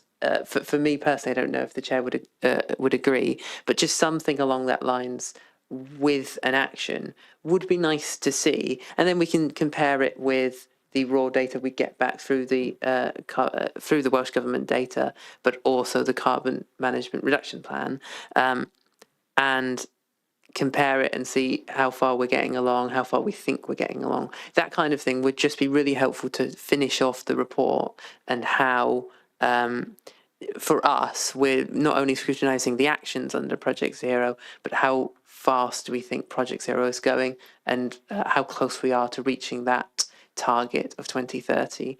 I don't know how possible that is, but that is just my sense of what I'd like to see from it. But of course, the chair is welcome to disagree. No, I can't disagree with that at all. That's exactly what we need to see, as difficult as it would be. And I think as well, when we look at how much money we've got to spend on net zero, and the budget isn't huge, it's critical that where we are spending money and sponsoring projects, that we can see almost like what's the carbon payback or the carbon reduction that is associated with this project. And I think that's something else that, again, as difficult as it might be, I'd like to see included in some of these, not justification for the spend, but just to support it. I think because there's not, it's not an infinite pot of money, is it? And only 5.5 years to go. So that's great. Thank you. Do we have any other questions? Councillor Carroll. Yeah, thank you, Chair. Personally, I'd like to see more analysis of whether 2030 is a realistic target on this front, because I think on the one hand, we talk about reducing emissions, and we have these discussions very frequently in this and indeed other committees, but then we look at things such as the replacement local development plan, for example, where if you look at the scale of building, concreting over of green space that will take place as a result of that, I think actually some of the things the authority is doing in practice is not necessarily going to be consistent with the aims of achieving this. And I think that there does need to be a more honest conversation on that point. I mean, I think reducing our emissions is a laudable aim, and it's something that I think most people, bar a few, support. But when you set a target like 2030, which the authority has done so, I think we do have to be honest about whether that's a realistic target and whether the infrastructure is available to meet it. I mean, we talk about electric vehicles, for example. Is the authority on course to provide that on anywhere near the scale that would be required? I think we talk about reducing the emissions of the authorities' buildings. Again, are things being done on anywhere near that sort of level? From a personal point of view, I get the sense that it's a lot of talking, but I'm not convinced that that target is achievable. And I think if it isn't, we should be honest about that.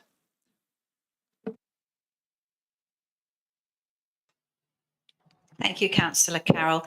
I actually agree with almost everything you said there. I think it is 2030 is scarily close, but I don't think that we can push it further away. I think we've got to hang on to it and find a way to get there.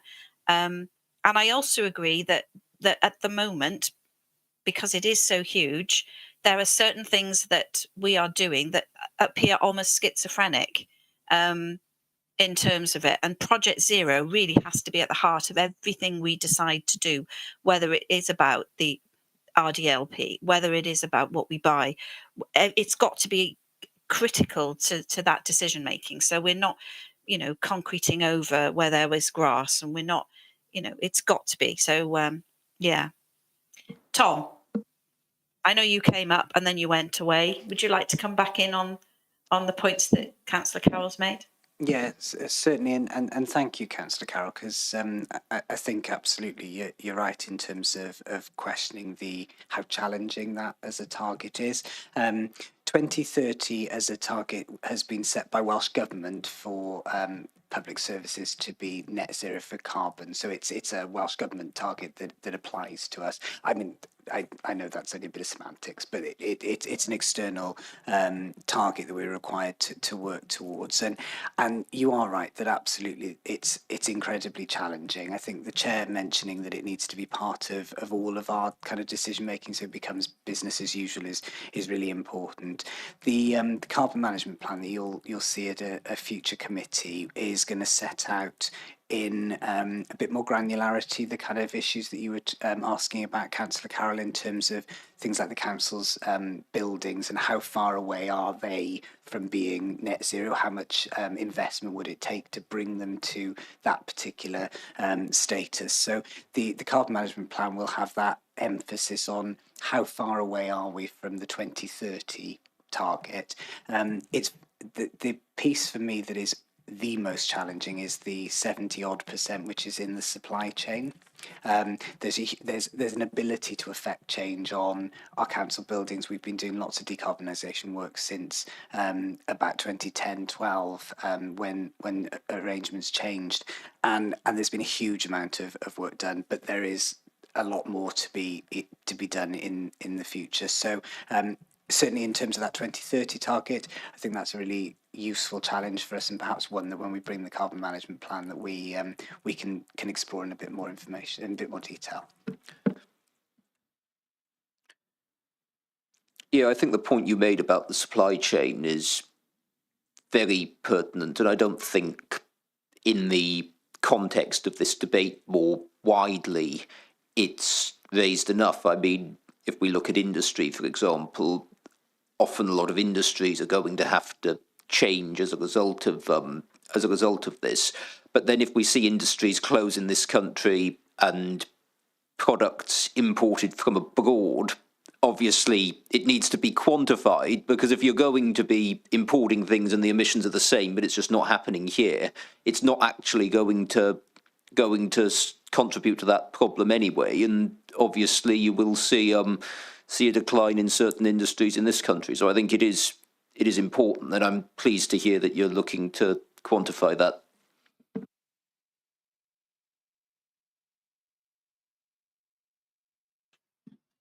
Thank you, Councillor Carroll. Any other questions tonight on this particular subject? No? Okay. Well, that was a really good and helpful debate. So thank you, everybody, all committee members. If we go to the recommendations then,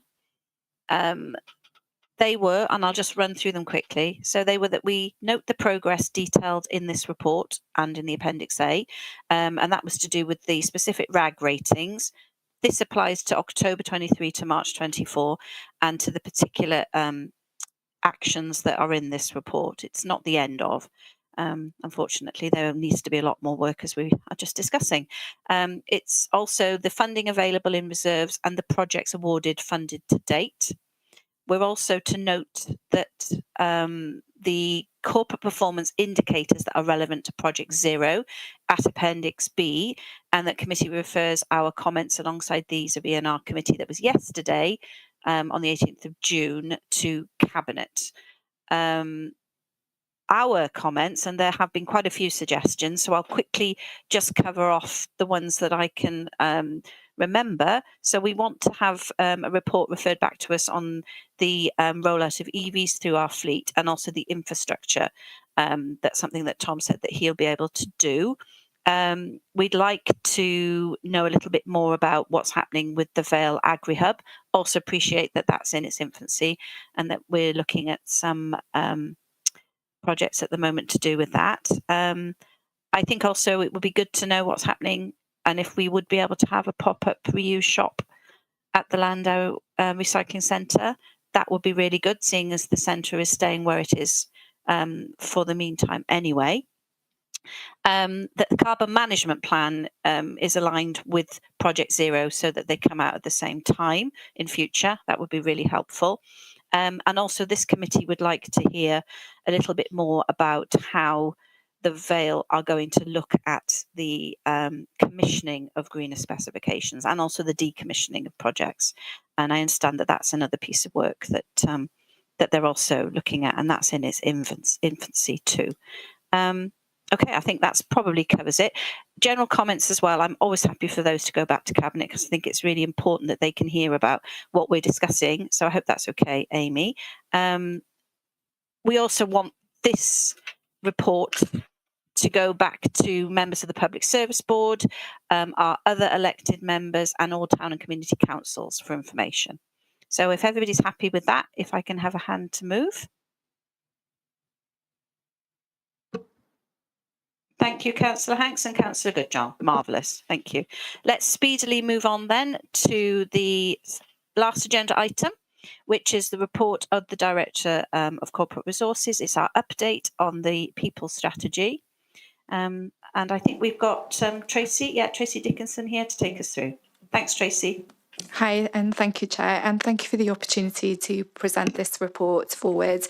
The People Strategy went to Cabinet at the beginning of last year, and following an extended period of consultation, has been in operation now since the summer of 2023.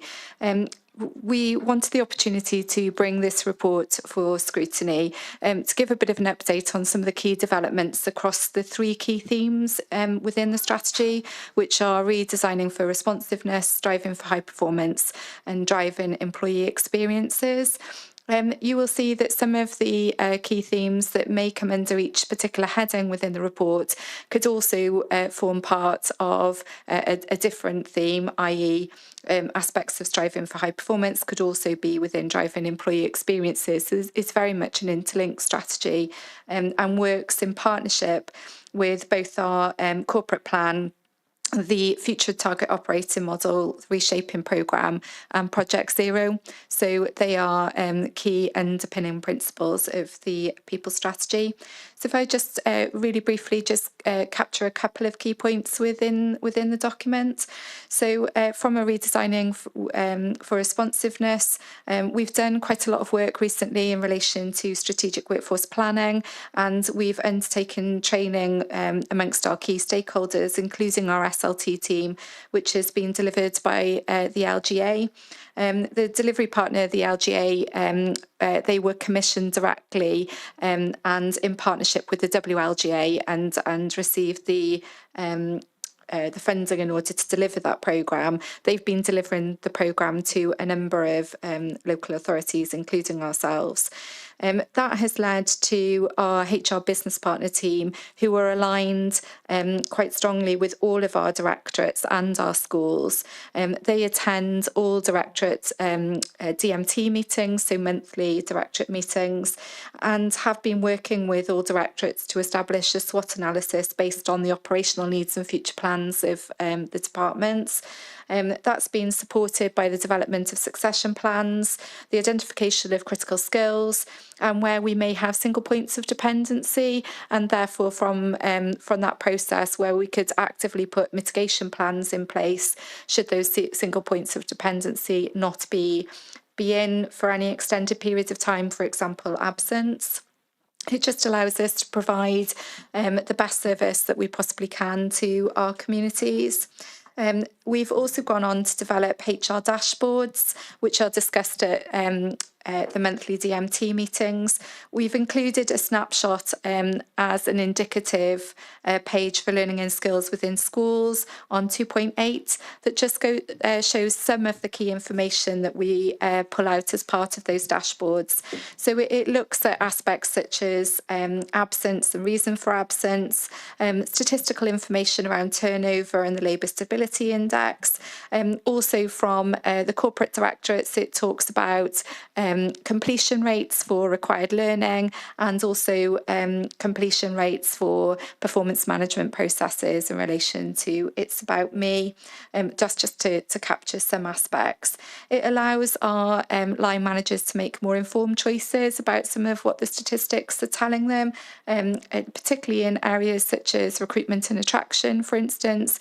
We can actually provide statistical information now on the success rates of particular adverts or particular areas in which we've put an advert out, so for example LinkedIn, and we can track that activity via protected characteristic.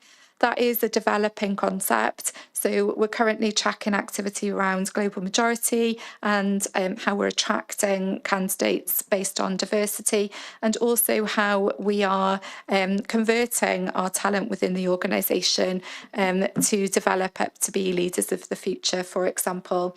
And one of our very recent programmes that we've launched has been our reverse mentoring programme that seeks to give opportunities to people to provide scrutiny to our senior leaders, and each chief officer and director has put aside an hour each month in order to be reverse mentored, and that has commenced across May and June, and we hope that that will continue moving forward. It's received some positive feedback. It's been a slow one to start, but we hope as it moves forward that it will develop even further. So then moving on to striving for high performance, we're really proud of the refreshing activity and review that we've done in the Learning Cafe in 2023. That seeks to look at staff taking an active involvement in their own development and the establishment of a learning culture across the council. That with interaction directly with our staff groups, those groups have chosen 9 key themes. And those key themes include aspects such as digital leadership and management and sustainability.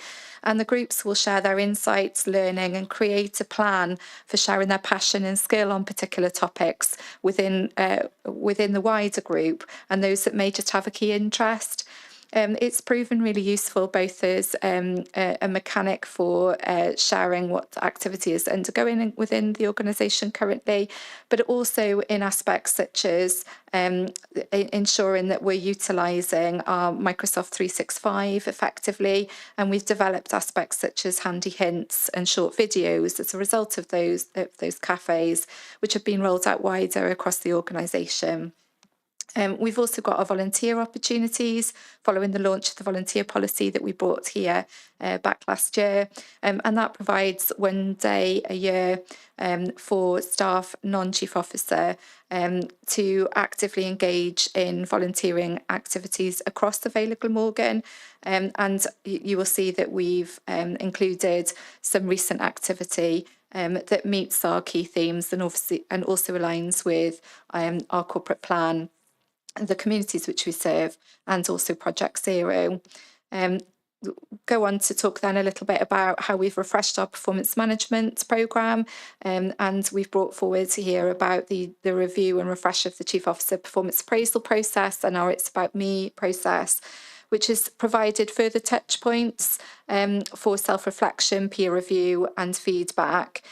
We've gathered feedback for the year 2023.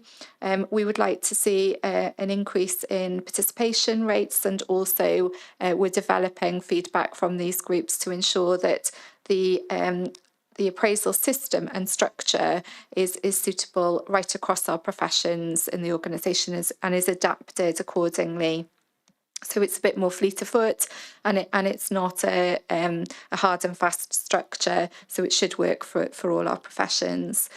Then in relation to driving employee experiences, we connect very strongly with our network groups, which is Diverse, Able and GLAM, and we involve them in any aspect of policy review or development via our monthly meetings. And they're our critical eye, really, in terms of providing feedback on some of our existing policies and practices and how we can review that moving forward. A key development in that most recently has been our rewards and benefit review. So during the summer and autumn of 2023, we engaged with our staff groups, but also with our schools and the youth forums to gather information around what our current staff would like to see in terms of future reward, as well as what's attractive to our younger generations moving forward, and how we can actually couple that with our recruitment and attraction practices. That's led to the development of 5 key themes within our reward structure, which are pay, communities and culture, OD and learning, sustainability and wellbeing. And those reviews will continue throughout 2024 and 2025.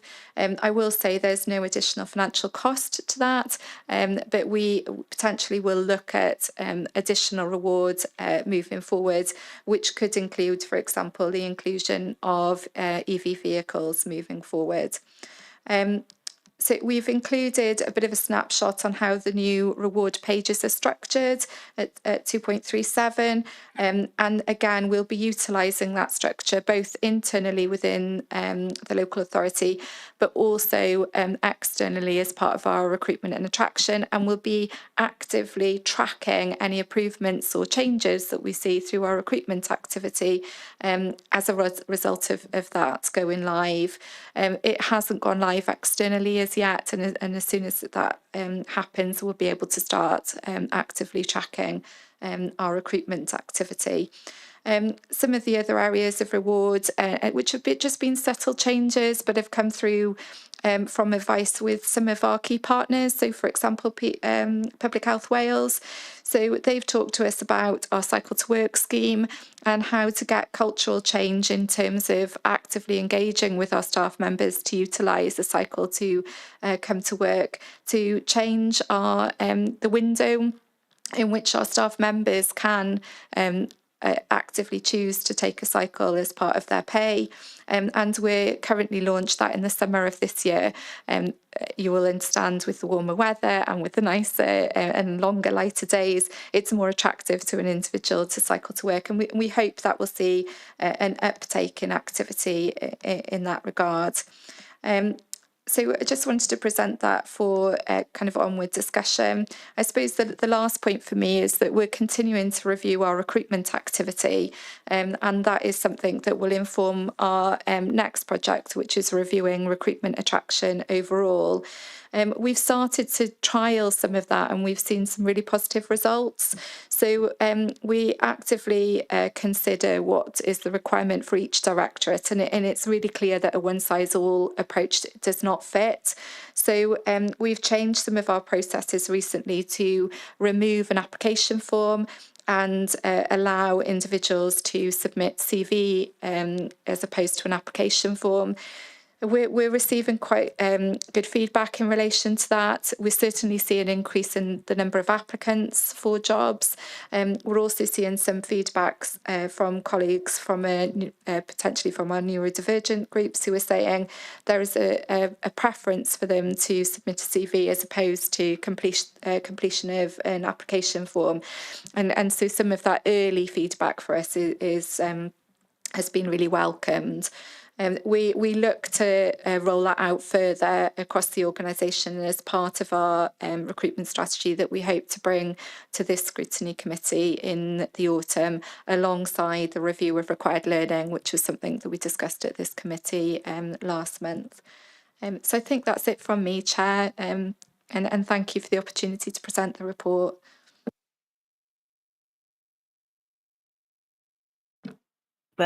Thank you very much, Tracy.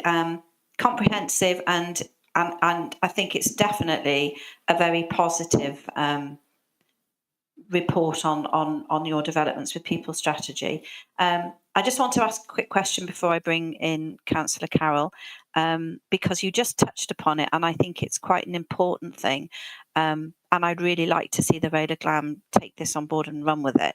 And that concerns the recruitment, selection and development of neurodiverse people, because it's quite, and speaking from somebody who understands this a little bit, you know, the very binary choices of application form, online assessments, having to have interviews, on the spot interviews, difficult for everybody, but for neurodiverse people, can be nigh on impossible for them to compete on an equal playing field and to show themselves to the best of their ability. So I think if we are looking at that piece of work in future activity and really understanding and providing different alternatives for that particular group, it will only be to our benefit.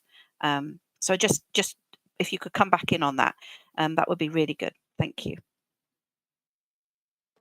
Thank you, Chair. Yeah, it's actually something that I'm very passionate about in terms of opening up accessibility across the HR sphere. So some of the work that we're going to be looking at across the coming month is providing a pictorial analysis of our recruitment programme. We've asked individuals as part of ABLE to review that for us, and we're getting some really good feedback from them in terms of how we can develop our recruitment and attraction moving forward for the future. That potentially could see us change some of the recruitment practices, and potentially could look at us providing recruitment questions to candidates before they attend.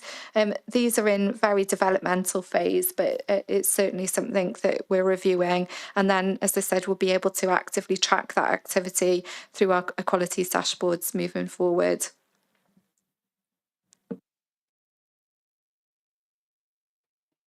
That's excellent, and it's really, really good to hear.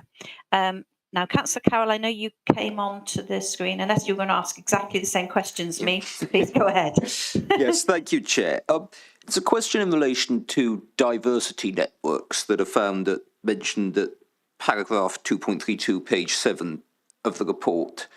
I'm concerned by this, to be honest with you. I'm not sure if the council is aware of the independent inclusion at work panel, which reported to the government in March.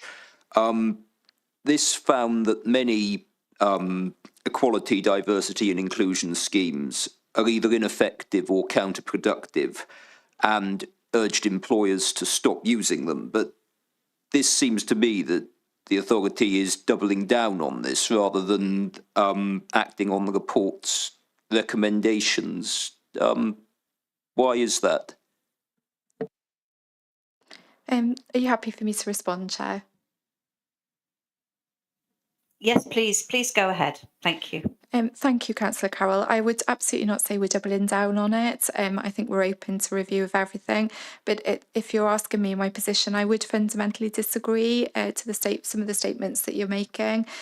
We've seen some real proactive feedback from our diverse groups and from the champions and allies within those groups, which have seen some real positive improvements for us as a local authority in some of the procedural developments and strategic developments that we've made across the local authority, such as the reverse mentoring scheme that I've referenced, but also the reward strategy that sees the inclusion of a theme of communities and culture and provides platforms and frameworks for the future recruits and for our staff to feel supportive within our working environment. So I absolutely would not say we're doubling down on it, but I have very much seen some very positive developments with the use of networks, both previously in my employment and currently. But I'd be welcome to have further conversations in that regard, Councillor Carroll. Yeah, I would be grateful if this could be reviewed, because it seems as though the authority is taking a position that these networks are a positive and should continue, but the report referenced them specifically in that it stated, and I quote, "Transparent progression and high-quality vocational training are likely to be better suited to improving diversity and belonging in an organisation than standalone awareness initiatives or identity networks." So that seems to be completely contrary to the approach the authority is taking. Now, this was an independent report. It was commissioned by the government and has reported to the government. The government has indicated that it will be acting on the recommendations of that report. So I am concerned to see the authority doesn't seem to be in step with that and seems to be carrying on as if this report hasn't come back with these recommendations and isn't acting on them. Are you happy for me to come back in, Chair? That would be great. And we've also got the leader who I think would like to come in on this particular question. So please, over to you first, Tracy.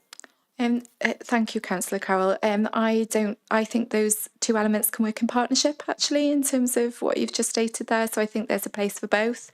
Certainly we're not ignorant to the fact of the report or ignoring it. But I think both aspects of what you've just cited there can work in partnership.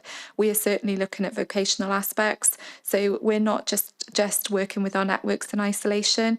We're also looking at the wider aspects that you refer to in the statement that you have cited there. Thank you, Tracy. Leader, would you also like to come in on this particular point?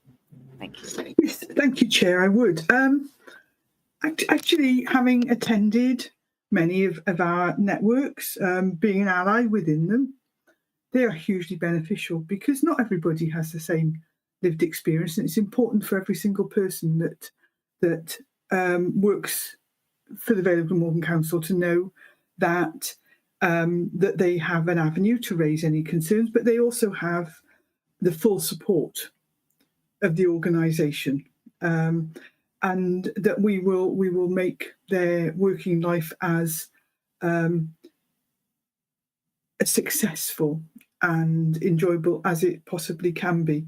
Interestingly, I attended a training session today on how to be an ally and how to be an effective bystander, and there were some really interesting messages there. And as an ally, as a proud ally of our LGBT community, I will be at Pride this weekend and marching with other allies. And I think it's important as political leaders that we are visible in our support for all sectors of our community. We passed a motion in council, didn't we, to work towards being a county of sanctuary, but there were very specific words there, and that was to be a county of sanctuary to all those who choose to make the Vale of Glamorgan their home. And I would say that equally applies to everybody that works for the Vale of Glamorgan. And I would strongly resist any actions that prevented us from doing that. Thank you, Chair. Thank you, Leader. Councillor Carroll, would you like to come back in on that? I mean, well, thank you. With respect, Chair, I hear the statement that Tracy made, but the leader appears to have directly contradicted that, because Tracy's said very clearly that she didn't think the authority was doubling down on it and was responding to the report, but the leader's saying that she would strongly resist moving away from identity networks, which I think I'm correct in saying that's what the leader was implying, seems to suggest that the authority hasn't taken that report on board and is very much continuing without taking it into regard. I think, Councillor Carroll, I don't need to speak for the leader. She's quite capable of doing that for herself. But I don't think either the leader or Tracy is saying that they're doubling down on anything. They're saying that these things can work together, and that the experience that the Vale has of diversity networks has been a very positive one. So I think just because I know you are interested in this, and I think that Tracy has said she can do, if we can have a report back to committee on all of the positive things that these diversity networks actually bring to the work that we do in the Vale and to our communities, then that would be helpful. Leader, do you want to come back in on this, because your hand is still up? Thank you, Chair. No, I think you've covered the relevant points. That's great. Thank you very much. Tracy, is that okay then? Can we just have a report on the positivity of our diversity networks? Yes, good? Of course, Chair. Yeah.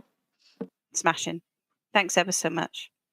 Do we have anybody else with any other questions on the people strategy?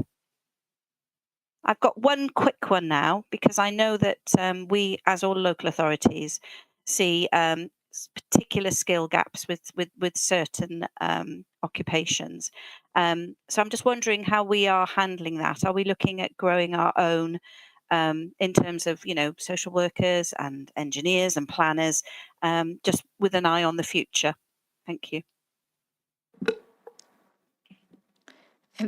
Yes, thank you, Chair. And in answer to your question, yes, we are. So we've got our social care programme that looks at aspects such as social care development in terms of the development and career development of social workers. It also has got a quite successful programme which is termed our Fast Track to Care, which looks at bringing in carers through the organisation. If we look at other professions, and in fact it was something that Tom and I were discussing this afternoon, we've seen some real success stories currently with our Quick Start programme, which looks at bringing younger generation in to providing 6 months work experience across different areas of the local authority. That's seen some real positive developments across the last couple of months, with individuals moving into apprenticeship programmes with us and seeking startup appointments within other areas of the organisation. So that's been a really positive step forward. We're also actively encourage apprenticeships as an avenue into work, and we review our jobs and the role descriptions, and also provide advice and guidance to our line managers in terms of the best approach when they have a vacancy, which could be bringing in an apprentice in terms of career development. We've also got graduates that work across different sectors, including our planning department, for example. So there's a bit of a blended approach to it. But yes, absolutely, we are committed and will continue to develop that moving forward.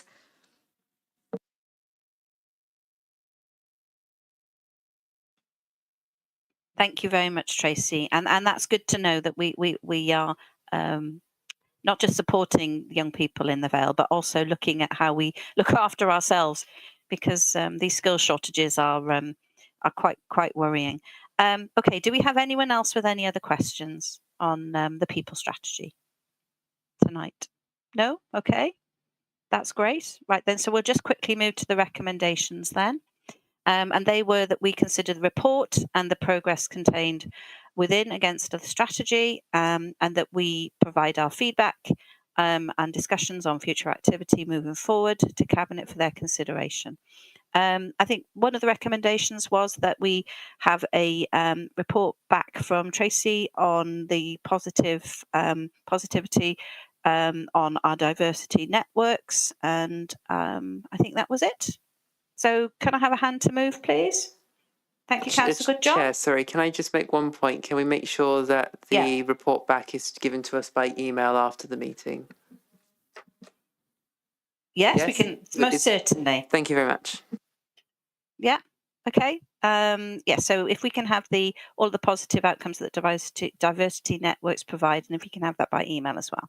Thank you very much. Thank you, Tracy. Right then, so can we have a hand to move then? I think we've already done that bit, haven't we? Yes, we have. Thank you ever so much.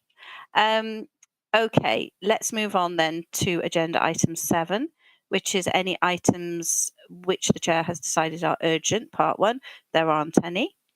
Part 2, which this bit is the press and public exclusion. Any items which the chair has decided are urgent. Part 2, there aren't any of those either. So that just remains me to conclude business for this evening. And to thank everybody for their participation and for the lively debate as ever. And to let everybody know that the next meeting now is scheduled for Wednesday, the 17th of July at 6 o'clock. So good night, everybody. Thank you.